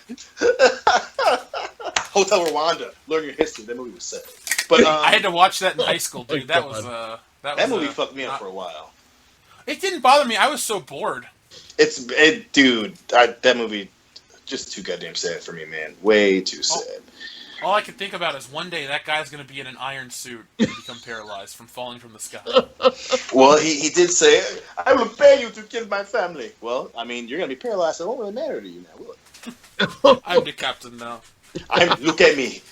I'm the war patriot now. Don't you mean Iron Patriot? Shut up. Did you see the post? I know we'll talk about Comic-Con in a minute, but did you see the poster for Infinity War at Comic-Con? I did not. I've been refusing to look at it until the show so you can see my reaction. It looks... I'll look for it right now. It looks weird because it doesn't have Captain America or Thor on it. It's Iron Man, Spider-Man, Rhodey, of all people. Rhodey's in the top right-hand corner. What? Like, it's Scarlett Johansson and Spider-Man in that new fucking terrible suit, and Iron Man's the biggest one. And it's got like three... It's got the Guardians minus Rocket and Batista, and it's got just Rhodey and Black Panther. What? Wait a second. Like, where's the vision? I was like, this must be one part of a multi-piece poster. Because, like, this is the worst thing I've ever seen. Like, artistically, it's beautiful. But goddamn, does it, like, just lack the important characters. And, like, did you say that Infinity War is going to be 2 parts, or is it just 1 part? No, it's 2. It's definitely 2. Okay, all right. Yeah, that's what I think thought. it's Infinity War and then Infinity Gauntlet. Yeah, because I know that they haven't titled Part 2 yet, so I know that they've been whatever they call it, the temporary designation. The working title. Thank you. Working title is just Infinity Gauntlet. So, I mean, I'm excited. I am. I'm hoping it's not going to end up being poopy, but that's just me not wanting it to be poopy. Dion, they can look. I'm not trying to sound like a super fanboy, but they cannot afford for it to be a flop. Like, they need this. There's so much writing on this. Shit, like, they a quarter of the cost of the movie is just the salary of all the goddamn actors. Yeah. This is the biggest movie ever. Yes. Yeah, it is. It's going to cost $1 billion to make. The marketing is going to be everywhere. It's going to be like fucking taco. It's going to be on Taco Bell cups. Are they going to sell avocado again like they did with Green Lantern for the movie? Is that what's going to happen? Did that happen? Yeah, that did. Because of Green Lantern, like Subway went like crazy with avocados. Like, we got avocado. Green Lantern's here too. It's like, calm the fuck down. That is hilarious. That actually, like, that happened. I distinctly remember that, and I was just like, quit it, all right? I know you have it. Just calm down. Dion, what's your final piece of news, sir? Oh, well, this one is another kind of a meh piece of news. The live action of Aladdin was officially confirmed. Mena Massoud is going to be Aladdin. He hasn't done anything. He was in an episode of Saving Hope, and he did some of the voices in Watch Dogs 2. Naomi Scott is confirmed as the Pink Ranger, so hold on, Spider Monkey. Will Smith will play the genie. And then Guy Ritchie is officially the director. So whoa! Yes. What? I don't know what the vibe they're going for is, and if you really want to, if you want to watch your butthole to pucker up, listen to this. He said, "This is Guy Ritchie saying this. The movie's going to be a mix of the Disney classic and parts from the original the series of stories 1001 Nights. So I don't know if it's going to be a goddamn Disney movie or a motherfucking Odyssey story. Yeah. What the fuck they're gonna do? It's gonna be a Guy Ritchie movie. They're gonna fucking fight over guns and shit. Trying to rob a bank or something. Yeah, I don't know what's gonna happen. Aladdin and The Lion King are my 2 favorite Disney movies. I'm really bothered that they're making this. Yes, and as well you should be, because they're running out of fucking ideas. That's why they're buying them all up. I don't know what the fucking mood of the movie is. Man. It's like, what the fuck is happening? Like, is it going to be a Disney movie? Is it going to be an action adventure? Like, this might end up being as bad or worse than Prince of Persia. Well, Dion is underwater again. I'm really tired of Disney in general. Like, I wish, like, China, the whole country, would just buy Disney. Yeah. Just close them down. Yeah, that's what I'm hoping for as well. Just shut them down forever. Dear, you know what, listeners, if you can get everyone you know to give us like a couple bucks, we can all combine our money and buy Disney. I mean, we could be how amazing would that be if that's the one thing that sent this channel over the edge? It's like, you know, these guys make jokes about the guy from Linkin Park dying, and they don't like this. But you know what? God damn it, they're right. And we're going to give them this money, and they're going to buy Disney, and they're going to change the world. And we would. We would buy Disney, and we would change the world. I can't do that. Did you Come on, man. We're going to do this. 6 degrees of Kevin Spacey, the goddamn Disney franchise, sir. Look it. If everyone you know, and everyone they know, and everyone they know gave us $5, then goddamn it, we're gonna make ourselves some fucking movies. What is this thing? Like the fucking commercial they show on the kids at night? It's like, if you just give us $5 a day, we can feed these kids. They just show fucking Phil in the corner crying over his foot. This little boy didn't have a movie to watch. And if you it just fell off. He watched Twilight and he just lost his fucking.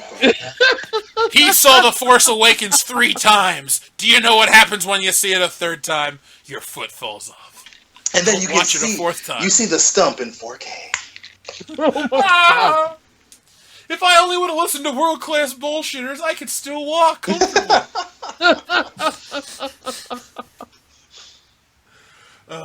So, Nick, you have a piece of news.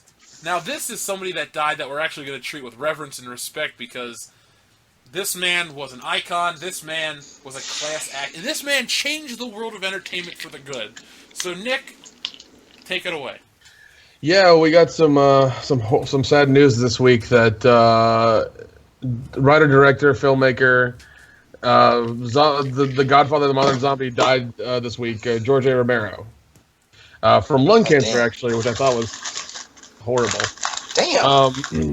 All you fucks out there who are just like, The Walking Dead's amazing. Well, you wouldn't have The Walking Dead without this guy, okay?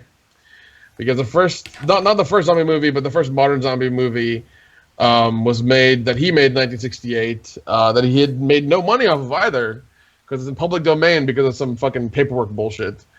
And he's made such iconic movies. In the just all kinds of stuff, man. He was involved in Creepshow 2. Let's see, he had the trilogy, Night of the Living Dead, Dawn of the Dead, Day of the Dead. He did The Crazies.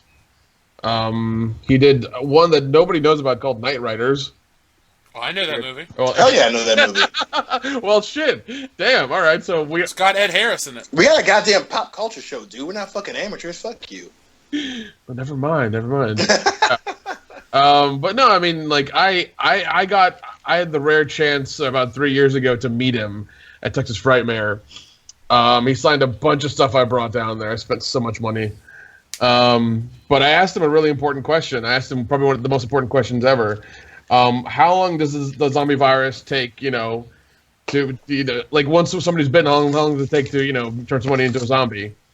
And he gave me the best answer ever. It was, as long as the script calls for. I was like, that is great. That's a good fucking answer. But, I mean, I love like, crappy zombie movies, and I can't... those wouldn't exist without this man. Like the late night, shot on your iPhone, really shitty, like campy ass zombie movies that somebody just like threw blood on somebody, gave them contact lenses to be a zombie, and they just kept going. Those movies wouldn't exist without this man. And I love those movies. I love zombie movies in general, even the shitty ones where they run real fast. I mean, to me, they're all good. They all have their place. And it's sad that he had to go. It's sad that Dustin isn't here because he and I had a marathon of zombie movies when we were in college together, and we watched as many as we could find. And Romero's Dawn of the Dead, man, that might have been the best. Return of the Living Dead is my favorite zombie movie, but I have nothing but respect for George Romero. Now let me ask you, what is both of you guys favorite George Romero film? Day of the Dead. I know that one was kind of obviously the third, and at that time, it wasn't like the most riveting film. But that one, I mean, he was pretty much like Night of the Living Dead. That was him. He just discovered his superhero powers. Dawn of the Dead. he really hit his fucking stride. And then fucking for me, Day of the Dead, he realized that he's a goddamn god among men, because that movie, I mean, it's the fucking story's old at this time, but it's still scary as shit. They got, the military's in this base. The movie starts out where they go to the deserted town, and they get on the megaphone, and then immediately a bunch of zombies start coming out of the fucking, and randomly, a goddamn alligator is on the ground, and just kind of like scurries the fuck out, and no one says anything. They're not like, hey, there's alligators here. They're like, no, look at all these. That's my favorite one. My favorite zombie movie of all time. My favorite Romero movie would be Creepshow. Because I love anthologies. I love Creepshow. Watched Creepshow a lot as a kid. A lot of iconic scenes and good stories in that first one, and the second one as well. Well, the second one was okay. The first one mainly, but that's my favorite one of his. Same here. You basically you said all the reasons why I love it. It's anthology. Every story's great. It's got great casts. I love how they all have those great little twist stinger endings, especially the Something to Tide You Over one. Yeah. Or I don't. The only one I'm not the biggest. Okay, there's two that. There's one that I don't like, and it's the one about the roaches in the room. And then I don't really love the Trials of Jordy Verrill. Is that his name? Yeah. The Stephen King one. Oh yeah. Jordy Verrill, you lunkhead. Yeah, meteor shit. Yeah, meteor shit. Meteor shit. Like Stephen King can't act. Like you're a great writer, dude, and the movies that are made off of your work sometimes can be phenomenal. Don't act. Like, just stick to your cocaine and Maximum Overdrive is actually pretty cool, so I can't really shit on it too much. Yeah. No, but I mean, Creepshow, like, you know, and plus, you had George Romero directing, you had Stephen King writing, you had Tom Savini doing the effects. Like, that right there alone, I mean, come the fuck on. Plus, I just want to point out that, obviously, it comes full circle with our news completely because you all know what other movie he did. It was a sports documentary on the greatest goddamn running back, O.J. motherfucking Simpson. What was it called? I'm trying off the top of my head. It's like, was it Juice? I think it's Juice on the Loose was the name of it, and it's like your stereotypical. It's as if a horror director did a sports documentary. It's more funny than anything. But I just, as a kid, remember seeing Juice on the Loose, and for some reason, originally as a kid, I thought it was a fucking porno, but it turned out to be a pretty damn entertaining sports documentary. So that shit. Coincidence? I think not. Oh, God. Circle is now complete. So, Nick, do you have anything else you'd like to say about George Romero? When hell soon fills up, the dead shall walk the earth. I always think of Ken Foree saying that line in the remake, Dawn of the Dead when he's the president. Well, no, he says it. He says no, it. He's the pastor. He's the pastor that gets on the TV. Yeah. Oh, okay. Yeah, no. He says it in the old movie too. Yeah, because doesn't he talk about somebody told him that line? Yeah, he does. Yeah, he does. Yeah, he does. Yeah. I've seen the original more than I've seen the remake. I just happen to own the remake on DVD. I have that weird 4-pack of Dawn of the Dead that's like the director's cut, the European version, and then like another version as well. Like it's, you know, the theatrical version. So, yeah. I saw a thing today on Mill Creek Entertainment. They're like, get the classic Night of the Living Dead for regularly $4.99, now $1.99. And I responded to them, this movie's in public domain. I can watch it for free legally. Why would I buy it from you? Right. And some guy's like, oh, it was Reality's Frankie goes, but it comes with 5 other movies. And I said, yay. So 5 movies. Five movies you won't watch. I actually talked about Miami Vice for a few minutes with him. I was like, if they don't have that episode of Miami Vice where they fight a zombie, I'm not buying it. Wait, hold on. Are you serious? Okay, it's not like a traditional, like, zombie. It's like one of those voodoo zombies. Okay, no. I'll still allow it. I'll still allow it. Okay, so Crockett and Tubbs, there's like they go to a funeral, and they like transport this body back to Miami, and then the next day they see the guy up and walking around. It's the guy from what's that? Tales from the Hood, the black dude, the old one that's the wraparound character, the caretaker. Yeah. It's like Welcome to Hell. That guy Clarence, what's his face? The one that's always screaming at some point. Yeah, I think he was in the Mod Squad. Anyway, that guy is in this episode of Miami Vice. It's so crazy. They like drug him up and shit. You gotta watch it. Like, you think Tubbs dies at one point? It's oh my god! It's on Hulu. All right, I'll find the episode name for you guys. Please do, because I want to watch it. I want to see how crazy that is, because it's funny, because like the whole zombie thing happened in Florida. It started in Florida, and you started hearing like weird shit about people who took like Flocka or like bat salts and like just started running towards cops, getting shot 4 or 5 times, and like still moving and shit. Like you started hearing a lot of weird stuff. Okay, here you go. It's Miami Vice episode "Tale of the Goat." Tale of the Goat. I do not remember that episode at all. It's season 2, episode 7. Crockett and Tubbs escort a coffin containing a criminal to his final Miami resting place, until it's learned that he has risen from the dead and has a similar zombie fate scheduled for Tubbs. And there's a picture of Philip Michael Thomas. Oh, no, wait. Never mind. That's the other guy. Yeah, we'll watch this. We should do it. For Halloween, we should do, or for Schlocktoberfest, we could do Halloween-themed TV episodes. Oh, yeah. Okay, all right. You're talking about the O.J. Simpson documentary. It's O.J. Simpson, Juice on the Loose, 1974. Directed by George A. Romero. Yep. The fact that that's really a thing. No, it really is. Like, I'm looking at it because I looked it up. I was like, I mean, you know, maybe you saw the name similarly. No, it's him. It's him. No, motherfucker, I do this for a living. You're gonna go make shit up. I didn't say make shit up. Maybe you just saw the name that was slightly similar and associated with him. I didn't. I was not saying that you didn't know. You may have just been slightly, you know. Dude, the fucking wrong motherfucking title has stuck with me. It was just so goddamn funny, and I just remember being like, George A. Romero, what? And it was definitely for TV because it's 47 minutes long. Yep. Oh God. Nick, if you find a copy of this, send it to me. No, immediately. If I find we could have a lot of fun. If I find a watchable copy of this, like, you guys are getting it immediately. Yes. Yes. Oh God, that is hilarious. Too good, man. Too fucking good. And I just sent you guys the image from that episode of that zombie. So let's talk about the final piece of news tonight. We got Comic-Con today, which, you know, you're going to get nothing but fat chicks dressed as Harley Quinn and ugly dudes dressed as Princess Leia in the slave bikini because it's ironic and they're trying to be funny, but realistically, they just look stupid.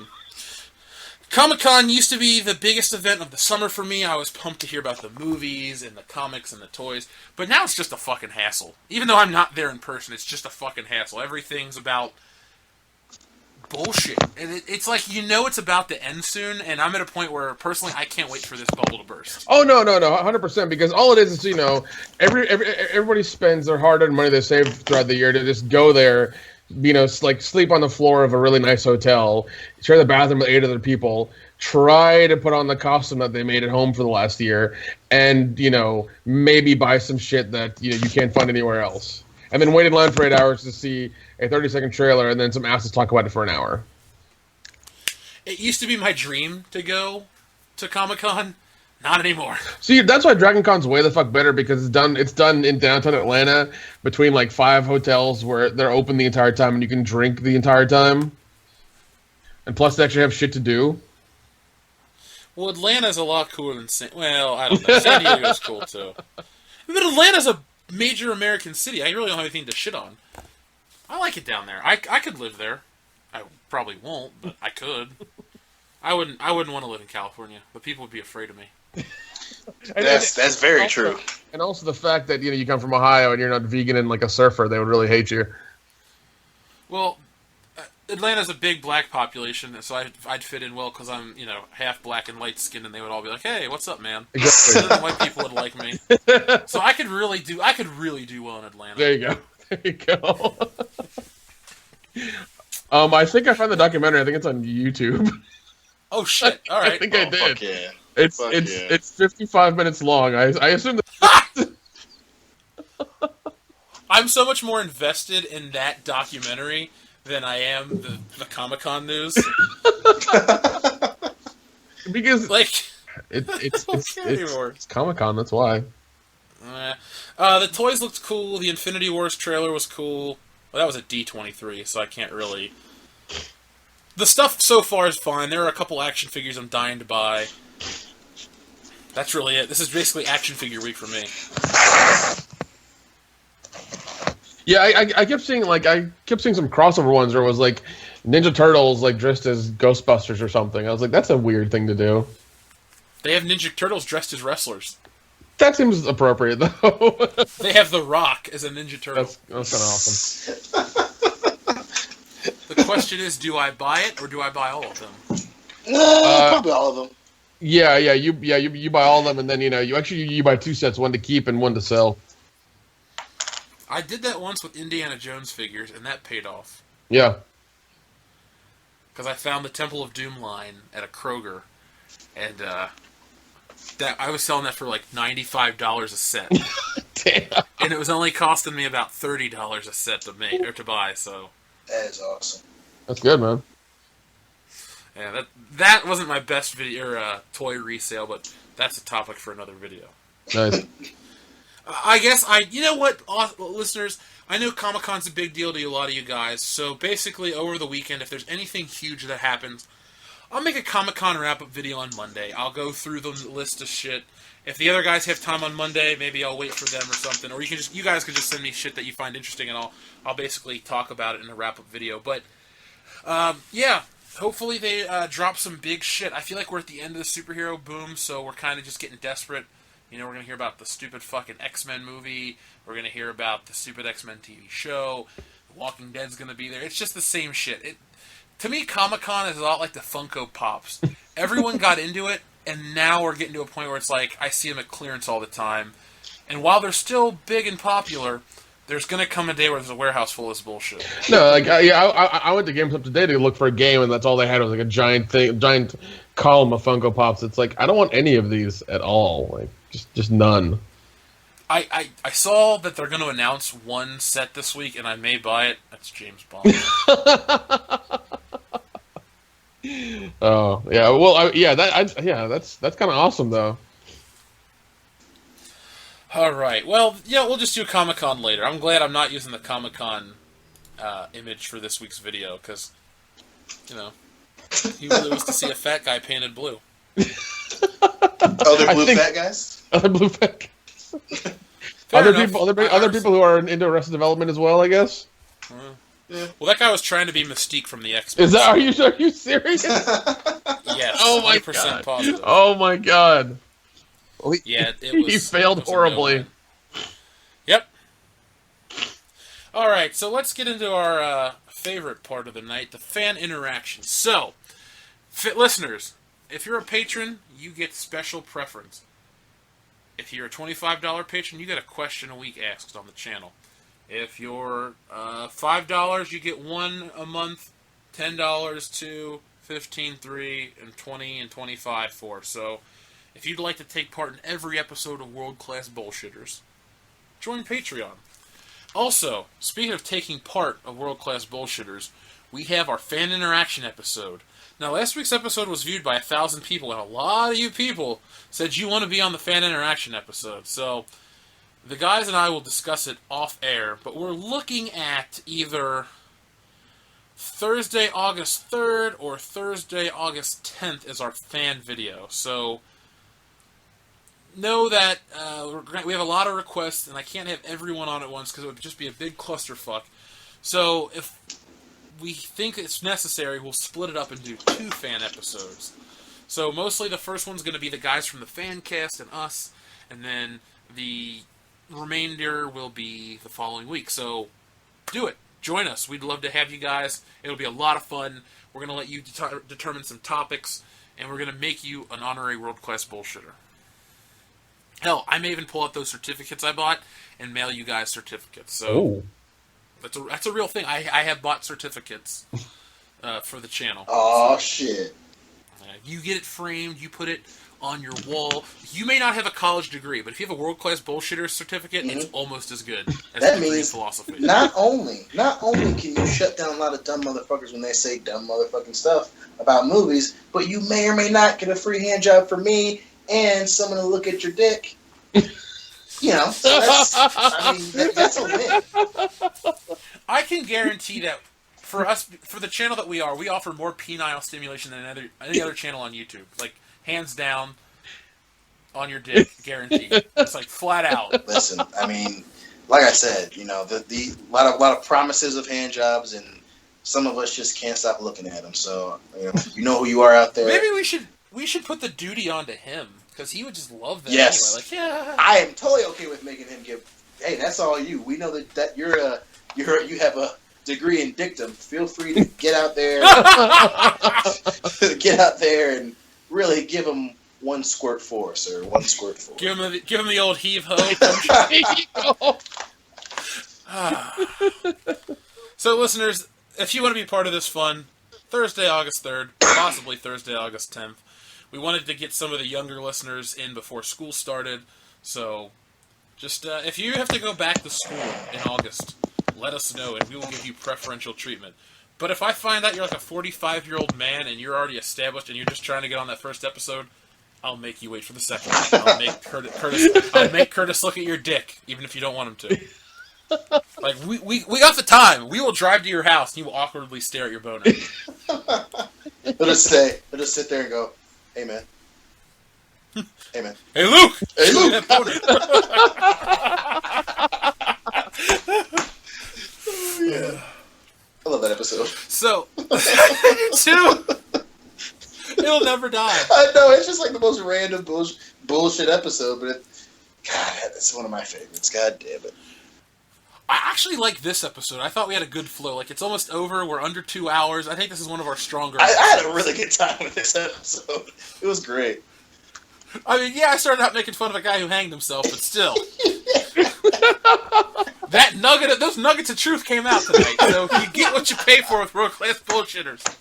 Slightly different package, same product. Oh, man.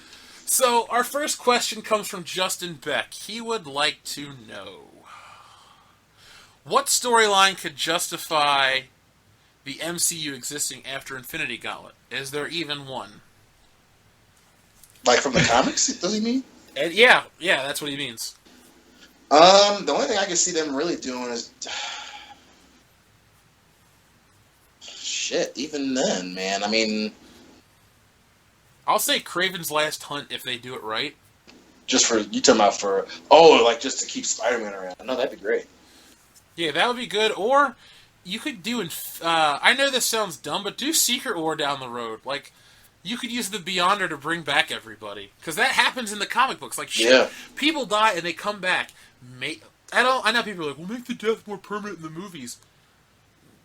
They don't stay dead in the books, and you want it to be accurate to the fucking book, so where's the disconnect? Like, if Captain America dies in Infinity War, which I'm really dreading if he does die, like, bring him back a couple years later from the Beyonder or something. That could be fun. Or shit, or Maybe. they could do Secret Invasion. That'd be fucking fantastic. I take back what I said. Secret Invasion. That's the story I want to see. Yeah, I wrote a fucking have paper Tony in Stark college on die. Secret You could Invasion. have that would be a great way to get Robert Downey Jr. out of there with his old money-making ass. He turns out to be a Skrull or some crazy shit. Yeah, what if he dies in Infinity War? Oh! And it's a fucking Skrull, Dude. and then that leads to where's the real Iron Man, and it's the Skrull that set up the Civil War and did all those stupid things with Ultron.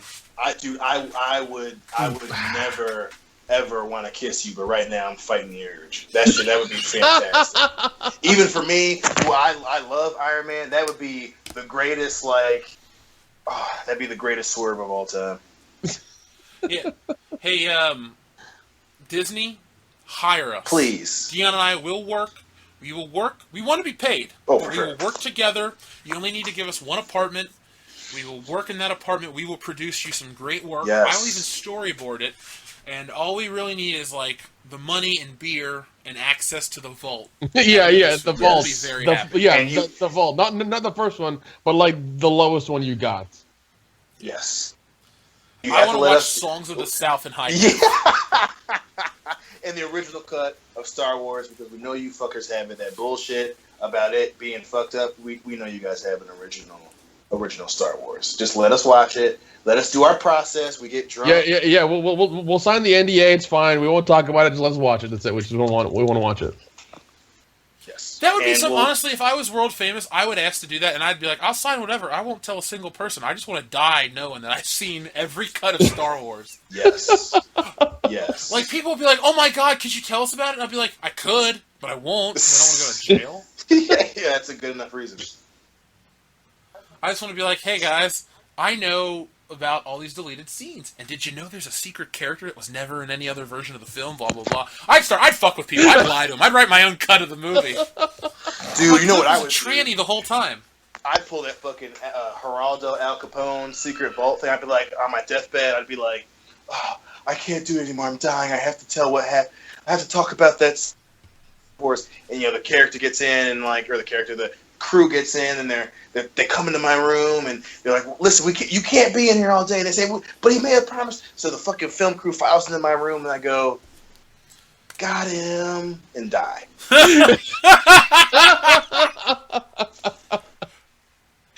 You would be the biggest troll in history, sir. It'd be great.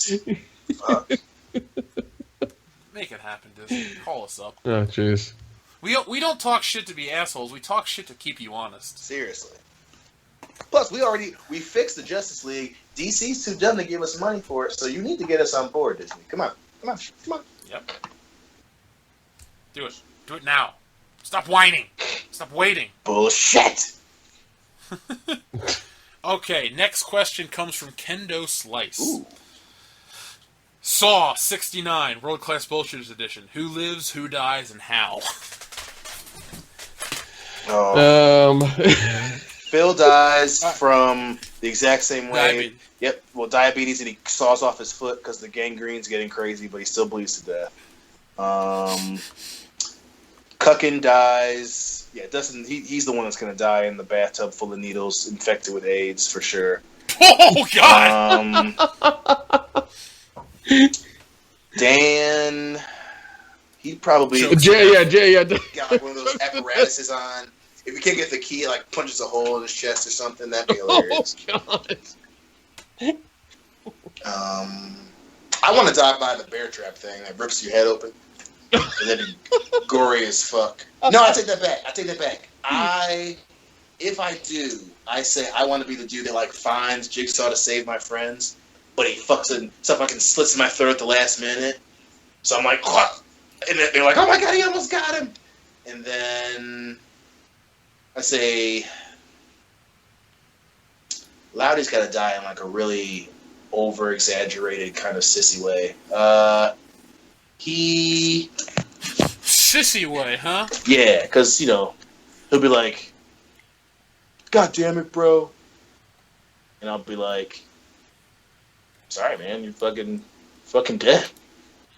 Can I be the one to live? Because I want to tell the story of World Class Bullshitters to the next generation. I think that's fair. Plus, you can, like, draw really crazy pictures about it. People are like, well, how'd he die? And it'll be like, I'll get some cool picture with, like, blood coming out my throat and fucking little Jigsaw on a bicycle behind me with a knife or some crazy shit. Let's play a game. Would you like to play a game? Oh God! And then he fall off the fucking tricycle. God. Yeah, give me the trap of like the one where I have to dig in my eye to get the key. Like, yeah, yeah. Give me that one. Give me that one. I just want to be the guy in the corner that's emotionally scarred. Like, I watched all my friends die. And then you become the Jigsaw. No, I would be like, oh my God, I lived. I have to do everything right from now on. So I would just go out into the world and be like a perfect citizen. Or it would be funny, like you're in the corner or whatever, and at the end he's like, "Okay, it's time for you to go," and he walks out, and it turns out to be Antonio Banderas. You just go, Antonio Banderas? I loved you as Zora. I almost said I loved you as Zelda, but that would be that'd be a weird game. Those were that'd be an amazing game. Also, probably another language as well, but that's fine. Hola. Well, he can speak English. So how would Loudy die? We're still missing that. No, and Joel. We forgot Joel. Joel, yeah. Joel would get raped to death by a small Asian child. Or a huge black guy. Yeah, Bubba. Yeah. Cock meat sandwich. Cock meat sandwich. And then Loudy would be like, he'd be, I gotta find my friends, man. But then Jigsaw would be like, and if you can't find your friends, you will have to sit in front of the Ohio State University. And your girlfriend will peg you with a 10-foot dildo. And you'll bleed I thought to you death. said he had to die. Oh, okay. He'll bleed to death getting pegged by his girlfriend. Because she's like, I gotta find the key, honey. And he's like, just do it. Go deeper. I've seen OU one last time. One last time. Well, there you go, Kendo. That's how we're all gonna die. I want to survive just to tell the tale. Everyone else is going out in a blaze of glory. See, not see, you can be rich and famous because then you can make the movie and Right. write it, direct it, and everything, and make it into a series. And then you can just put for Anton at the end, and everyone's like, well, which one of you was named Anton? And you'll just be like, you don't fucking get it! I was gonna put for Chester Bennington. One more. One more. In loving memory of Chester. Chester. Oh God. Chester Copperpot. Guys, this is Chester Copperpot. Also, Airheads. Oh my God, yes! Chaz Darby, born Chester Wallingford. Alright, well those are the questions. Murat Yilmaz, we're still waiting on a question from you, sir, because even though you sent one in, we weren't able to answer it properly, so I feel like we owe you one, sir. Also, to the other guys, make sure you send us in your questions, because we owe them to you as part of the perks on Patreon, and we'd like to answer it, because it's a lot of fun. So now let's get over to the comments section on last week's show, episode 80 of World Class Bullshitters, a landmark episode because it was a rounded number. We already read you the best comment by Cosmin Dash. By the way, he's just Cosmin Dash, not Cosmin Dash number 6. I read 6 as in 6 days ago, so I apologize if you are like, there's no 6 in my screen name. I realized that the minute I said it, but I did it again, I thought, fuck it. If he doesn't care, who's gonna know? I thought he was making a Hero number 6 reference. I was like, that's kind of a weird movie to reference for a name, bro. What are you, like, 40 and in the fucking Big Hero 6? What the fuck? Never saw that movie. I didn't either. Well, we're not 40, and we're not into Big Hero 6. Okay, so, No Filter. I hope these guys blow up real soon. These guys had me fucking rolling. Well, thank you, No Filter. Justin B, 66.99. Curtis was too busy staring at... Ah, damn it, they beat me to the punch. I'm glad I said that, because I knew that joke was going to come so many times. SoCal Rice King probably wants us to shit on Collider, which we will. Dion and I will start working on our Problem With series coming up soon. Fuck yeah. Through a series of correspondence, we will make a list, we will watch the videos, we will analyze them, and then we will go into rant mode. So we're hoping that August of 2017 is the month where we go from 3,600 subscribers to 36,000 subscribers, because we are going to shit on everyone. Yes. Yep, seriously. And I will make sure those guys get all the videos. Yeah, our social media manager over here is tearing shit up. Boom. Nick, you're the reason why those last 2 Spider-Man videos have over 2,000 views each. In a few days, so thank you, sir. You're welcome. Oh, here's a question. Wind Whisper 0234. Sorry if I missed anything, but can you say why you don't like Ultimate Spider-Man? I personally love it, but I'd like to hear another opinion from someone who knows Spidey shit. Well, Wind Whisper 0234. First off, the reason I don't like Ultimate Spider-Man is, and this seems stupid, but it bothers me, the panel layout. It's all closed panels, close-up shots of faces. It's very boring to read. There's not a lot of panel breaks. There's not a lot of dynamic action. I know people... And another thing, what bothers me about the Ultimate Comics is the Ultimate Comics, most people don't really know what they are. They just hear about them, so they use it and they say it like it's a piece of information they have. The internet's great to spread knowledge and information, but a lot of people just know buzzwords and they say things to sound relevant, but I guarantee you 90% of the people you interact with don't know what the fuck they're talking about. Also, I'm not a fan of Ultimate Spider-Man because it's a different character. They took away the solitude of Spider-Man, and the great power and responsibility is a much different thing. Oh, it's a modern take. Not really. It's essentially the same stories with, like, people in less super suits, and there's more government intervention, but it doesn't mean it's better. In my video that I made this week for Spider-Man Month about my graphic novel collection, I talk more about it in detail and actually show you what I mean by the panel layout and stuff like that. I'm just not interested in the kid superhero as well. I'm an adult. Even when I was a little kid, I liked adult stuff, so porn and all. So if that answers your question, cool. If not, ask me more about it. I'll gladly talk to you. Find me over on the Facebook page. We'll have a conversation. No Filter. Shit on John Campia's bitch ass. You got it. Eric Ward. Great episode. You are fucking right on about 80s being the last decade that produced quality non-PC entertainment. There were movies for kids and for adults. PG-13 wasn't the norm like it is now. I miss the old R-rated flicks when you knew you were going to get tits and a lot of foul language. It was fun. People weren't offended by this specification that has polluted our culture. I'm so fucking glad I got to grow up in that era. Rant over. Yeah, because I recently watched, what was it, Porky's, and that was like, what, like, the thing... The hell? Oh, my bad, that's... We have a meltdown at the power plant. She said I it's didn't a think you trap. guys could hear that. I was like, well, Nope, let we me can turn it off. hear And then that everything. clearly. Oh shit! Call the cops! There's somebody in the. No, goddammit, no! No, he was too young. Live for me. But no, like I was saying, yeah, Porky's came out in '81, and I watched it recently, and it's like you could not make that movie now. There is no fucking way. Man, Yeah. Everyone shaves. films were the best. God damn it. Yeah. Beaver pictures, man. That's the future. In 4K. You could see, like, imagine watching Porky's in 4K. Oh my a God, nice it was 4K scan. You can see Oh, every pube. jeez.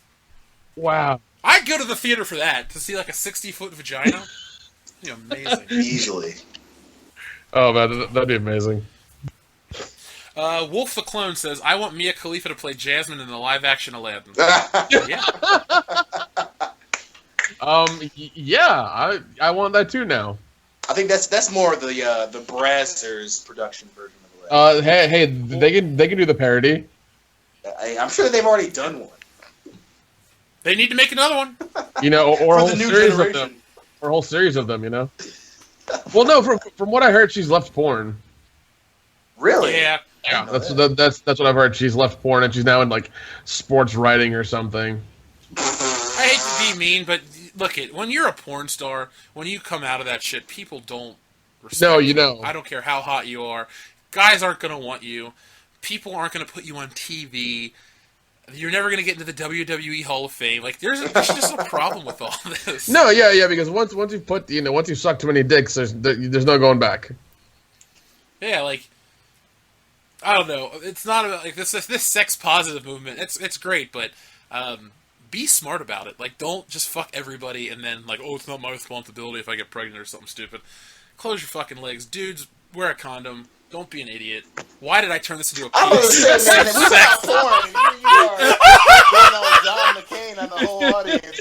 Hey, I don't have brain cancer. Fucking Jesus wants you to have children when he fucking wants you to have children. Like, easy. Listen. Just calm down, all right? I took it old school. We're talking about 80s entertainment. Like, I'm getting ready to pull out a vial. This is crack cocaine. Like, Pee Wee Herman's gonna help me out. This is your brain on drugs. This is a fried egg. What's the difference? Any questions? I love that line in Batman Forever. Does anyone else feel like a fried egg? Batman Fucking forever. Yeah, I'm staring at her Instagram right now, and she's still horning it up. Like, Yeah, that's all she knows. you know, like there's like skimpy clothes, Your parents nice, don't love nice you, gym we don't selfies. love you. Like, come the fuck on. Good friend of the show, Derek Nelson. Love this goddamn channel. What are a few actual fun movies generic YouTubers just constantly shit? Wait, let me rephrase that. What are a few actual fun movies generic YouTubers just constantly shit on, but actually are just fine? Everyone shits on the first Sam Raimi Spider-Man because they're like, oh, Green Goblin is Power Ranger. Well, no. They should have they should have Spider-Man because of the fucking face that Tobey Maguire made in the outtakes. It's like, oh, it makes a dumb face, I don't want to watch it. It's like, that's an idiotic reason to not watch those fucking movies. By the way, listeners, make sure you check out our 5 Things You Didn't Know About Spider-Man video. Getting a lot of positive feedback, getting a lot of good views on that. Well, too. also we have the Spider-Man 1, the original Sam Raimi Spider-Man 1, 2, and 3 commentary. We have top 5 costumes. We have the review for Homecoming. We have your thoughts on the Venom movie. We've got a lot of Spider-Man stuff because it's Spider-Man month. Go check it out, share it, like it, thumbs up, thumbs down, whatever. Just go watch it. I made good on my word. Yes, like Spider-Man yes, month, you did. Yes, you did, because I would constantly get little updates. It's like, oh shit, he uploaded two videos today? God damn, I gotta go share them all. Yeah. Like, We're gonna be sharing dude, a lot I of shit had to, dude, over I San Diego had Comic-Con. to fucking work whenever you do that. I was like, shit, and then I put it everywhere. Well, you are the social media manager. That's why we Yeah, pay the dude. big bucks and pineapples Yeah, and coconuts. And... Dude, it's on a fucking joke, man. It's a lifestyle. Let's see. James Mullins. Really enjoyed your conversations, guys. Insightful, profanity-laden, but never boring. Thank you, James. That's the world-class Fucking bullshit right. way. Jeff F. Awesome job this week. My favorite theory regarding a celebrity, although she isn't dead, is Michelle Obama is a dude. The level of depth to the argument that these people go is pretty hilarious. Well, okay, like, let's... Speaking of, that stuff, you sent me something earlier that said they're remaking, what is it, Invasion of the Body Snatchers again? Yeah. Really? Yeah, Jeff, did you send me that? Mm-hmm. Yeah. That was me. Yeah, like, I have a very uncomfortable fear of this movie because it was made in the 60s, and then it was made, I think, in, the 70s or the 80s again. Yeah, Donald Sutherland. Yeah, that was the 80s. Yeah, and then it was made in the 90s as like a TV movie. It was made in the 2000s. It's getting made again now. Like, what are they trying to tell us? I don't Well, know. the one in the 90s and the early 2000s, I think they were supposed to be like unofficial sequels too. So it's like they're trying to ugh. The one in the 2000s was like a remake because it was called The Invasion with Daniel Craig and Nicole Kidman. Yeah. It was. Okay. It just started off immediately with like the science stuff. Though, like immediately. That one was okay. Yeah, it was alright, but it's just one of those things where it's like, bodies. Yeah, there was Invasion of the Body Snatchers in 70. Wait, the remakes. Okay. Yeah, 78. Donald Body Snatchers in 93. The Invasion in 2007. So. Damn. Post-Casino Royale yeah, Daniel that Craig was movie. that was I remember that one where it was her kid was. Yeah, so we have. Let's see. We have the first one that came out in 56, 78, 93, 2007. So like that's why like I'm terrified of this thing because this is going to be the fourth remake of this movie. They seem to make every so often. Why are they doing this? Why is it only this movie that keeps getting remade? Well, it's that and remake Fantastic something Four. that needs it. I mean, I don't know. I'm trying not to be the guy with a tinfoil hat and who's peas in a jar right now, but that's what it seems like. Like it's weird that they keep picking this subject, this movie, this type of movie to constantly keep remaking. Like they're trying to say something or trying to get some message across that we haven't like figured out yet. Aliens are among us. The Kardashians are robots or something. Lizard people, bro. I've never wanted to fuck a robot as much as I do Kim Kardashian. Whatever. Yeah. Bleep, come. But yeah, I mean, like they keep redoing it. It's really odd to me. I don't know. Yeah, no, I'm with you there. They seem to keep remaking this specific movie. I would be fine with, like, I'm cool with franchise movies, but just make how at the end of the movie it's like, oh my god, the aliens are here and our hero's just been captured. Like, make another one that follows up with like the Resistance or something, and then make a third one where it's like an actual like intergalactic battle or something cool. Like, just keep going. Like, I'm cool with milking a franchise if they keep going. Yeah, like, but this isn't even a franchise. They just keep remaking the exact same story over and over again, and this is going to be the fourth remake of the film, and I guess the fifth version of the film that exists. Well, riddle me this, Nick. What if this is a sequel that takes place in real time from the invasion, and we just continue on with Nicole Kidman and her kid? They weren't killed, and they're like, we just see how the Earth is handling this invasion. And it could be like a commentary on the way society handles media, and then, the way everything's reported. Kind of like how The Dark Knight Returns in the comic book does.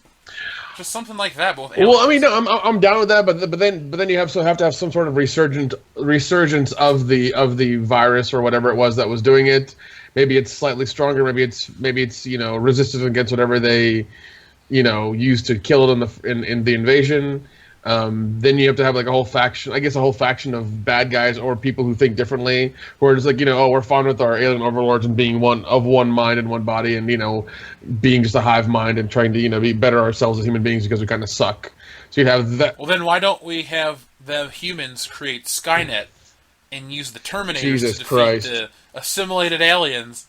But then the Terminators go sentient, so we create a robotic police officer with human traits. So we basically have RoboCop versus the Terminator versus Invasion of the Body Snatchers, and we just keep it rolling, and we just keep taking every franchise together, and we create a movie just called shit. I can never talk movies with you guys because you guys always come up with like the best fucking ideas that will never happen. I fucking hate it so much. Because that's amazing. I would totally watch that franchise, but that will never fucking happen. Kind of like what was it? The thing that I posted earlier, the Blob versus the Thing.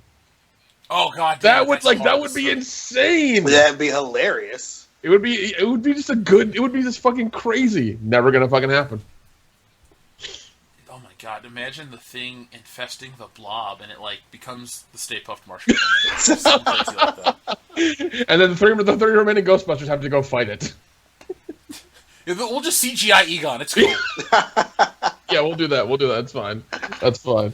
Also, Jeff F. goes on to say, the last classic movie moment I remember in theaters where the entire place lost it was There's Something About Mary with the zipper. That's uncomfortable. That is so Yep, that is. Agreed. Let's see. Another person, Val Sativ, says, can you please shit on Collider? Yes, I will. Don't worry. I don't like them. I don't like Screen Junkies. I don't like Screen Rant. It's not that I'm trying to be mean, but these people have a hive mind. We're back to the Invasion of the Body Snatchers. They have this hive mind about entertainment because they want to get in to the entertainment biz. So they will kiss studios' asses to get a little piece of information and suck on the teat so they can get you people to watch them and worship them like they're celebrities. But they're not. They're wrong about half the shit they talk about. And the worst one, who's the guy, not Mark Ellis, who's the one that's kind of a bully that's on Screen Junkies every once in a while. Oh, you know what I'm talking about? Yeah, I know exactly. The other schmo guy? Yep. He's a fucking punk. Like, that's a dude I'd love to pop one in the mouth. I don't ever talk about hitting people. That guy deserves it. Yeah. Like, all he does... Unless it's Dion and Zack Snyder. Yeah, but that's Dion and Zack Snyder. Yeah, that's a whole different... Other fucking guy from Schmo's knows I want to punch him in the fucking mouth. Like, I hate that guy with a passion. There are a few people I want to hit. He's number one on my list. Like, fuck you, dude. I don't even remember your name. That's how much I fucking hate you. Jeez. Oh, you want me to shit on Kevin Smith as well? Oh, yeah, dude. I will, because Kevin Smith's a fucking hack all nowadays. Day. Oh my god, he's lost credibility like long fucking time ago. Shit, his fat ass has stretched out that rabbit hole just by falling in the motherfucker. He is just Think thin. Yeah. Just like Winnie the Pooh. Yeah, we've talked about this before. To me, anyways, his last good movie was Red State, and then it ends there. For sure. Here we go. Here's a stupid comment that I don't know if it's sarcastic or just misguided. You don't like Kill Bill 2 because it had too much talking? You kids really need to grow up. And that comes from dirty old man Bob. Okay. Don't get mad at us. But don't worry, we don't have to say anything to him because a good friend of the show, Andrew Hart, cut this dude down quick. Oh, nice. Nobody likes Kill Bill 2 because it's hot garbage. Your opinion is wrong. Andrew Hart, you're all right in my book. Oggs for President said our show's the highlight of his week. Oggs, thank you, sir. Armando Alonso, don't you know the Earth is flat? Liquid Metal Pro, it's a globalist conspiracy, literally to sell you more globes. Yes, because I'm balls deep in globes right now. I just can't stop buying them. Oh shit! Oh, that was so good. I love those guys. Just Kendo Slice. Get you to buy more globes. Liquid Metal Pro is hilarious. He is I got the to talk man. to him last Friday. He'll be on he'll be on our fan episode if he can get off work. That dude is hilarious. Like, if you're listening to this on the train, man, know we're thinking about you and how much you fucking make us laugh. Wow. We kind of hit the bottom of the comments. Chris K just says anytime because he's a patron and he wants to tell us to keep up the fantastic work. Well, Chris K, we always will. Don't worry, World Class Bullshitters ain't going anywhere unless we're dead. If we stop making episodes, it's not because we got lazy; it's because we died. And then when we die, we all have a secret passwords for each other so we can contact each other through a Ouija board and keep it going. Yeah, and then hell yeah. But what you guys should do is keep the Patreon going after we die, so you can help support D2 and send him to. Yes, that's important. We have to send him to a good school. Yeah, he needs to go to Harvard. Harvard. Or Oxford, whichever one. Or Hartford, just Hartford, Hartford, Connecticut. Harvard? No, Hartford. I ain't sending you to Harvard. All right, so this has been episode 81 of World Class Bullshitters. Every night we take a dump on the world of pop culture. If you liked this video, please give it a thumbs up. And if you didn't, you probably are a Linkin Park fan.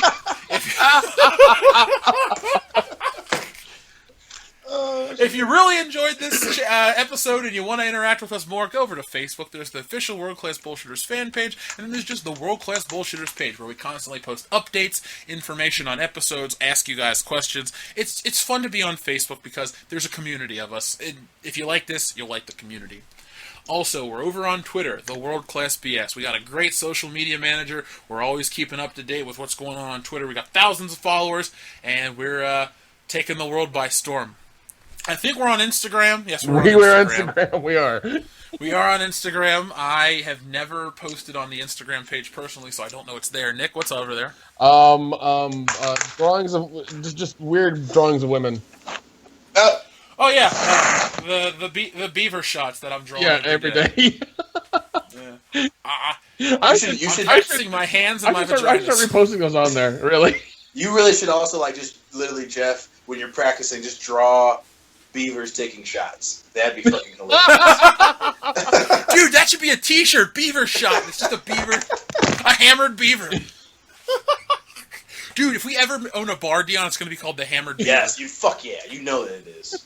And it's just going to have, like actual stuffed beavers. And people are like, oh, I get it. Haha, beaver. I'm like, no, it means pussy. We just want to throw you off. we want a liquor license, but you can't call a bar vagina because no one's going to walk in. And then we'll actually have two stuffed beavers simulating fucking. Ooh, yeah, a 69. A standing 69. Mm-hmm, mm-hmm. Oh, my God, that'd be hot. Rug-munching beavers. Oh, my God. Also, we're over on Patreon, the World Class BS. If you liked us and you'd like to help us grow, please. $1 to $25 a month. It's going to get you tons of content. If you're a $25 a month patron, you're going to get special shit. We gave you the Mummy this week. We're going to work on something else. I might even cut an off-air extra out of the conversations we had this week, so there might be something on Monday for you special patrons out there as a thank you. Also, we're on iTunes, we're on Stitcher, and we're on Podbean. If you would like the best audio experience of World Class Bullshitters on the go, listen to one of those. I put a lot of little hidden gems in there, and there's a lot of things I can put on there that I can't put on here. But we also appreciate if you watch it here as well to help us get the ad revenue, again, to help us grow. Yeah. And 5-star reviews on iTunes will be great. It helps us more searchable. And Nick? Oh, I was going to say, remember with Podbean, Stitcher, or iTunes podcasts, you're able to download us and keep it on your mobile device and then listen to us on the go. So if if you're afraid of using your data and you can only download over Wi-Fi, by all means use one of those apps. They are free. They only require you just use your email to sign up for them, and they will send you alerts when new episodes pop up, so you'll know exactly when they come, exactly when they happen. I hate these commercials from Samoa. Buy now and get a free banana. My coconuts, damn it. Also, we do sell WCBs t-shirts at incarnate-studios.com. Don't forget the fucking. Yeah, don't forget that goddamn hyphen. I actually wish we sold not Incarnate. I wish we sold World Class Bullshitters bed sheets. Yes. Because then I would want to meet the child that was conceived on a picture of my face. People would be like, wow. They'll name their kids after us because we were on their bed sheets. Some shitty parents are like, I'm going to name my kid Phil because I came on that guy, but somehow still got my girlfriend pregnant. Well, too, especially the way that the internet is, you'd have a bunch of dudes just whip their cocks out and take a picture right by Dustin's face and just be like, look at it now, immediately. Look at it now. You know what I should do? I should take that picture of him we use for all the shit, and I should sell a glory hole cover with his face. My god! We'll cut a big punch out of his mouth. It'll be big enough for even the largest guys, and you can just basically have a cuck and McNeese glory hole cover. Yes. Yes. So you can look at your dick. We'll even have the do we cut the eyes out or do we put googly eyes? Googly. So you can shake it and he's looking at your dick. Googly eyes. Deal. Oh my god. So, if we can get to $1,000 a month on Patreon, we'll gladly make you this fucking McNeese Royal covers. Yes. All right. So, do you guys have anything else you'd like to say before we put this baby to I'm bed? pretty sure I've blown my load this episode. Oh yeah. All right. Well, thanks for listening, and for the patrons and the Podbean people, here's a special episode ending. Good night. Hey, Luke.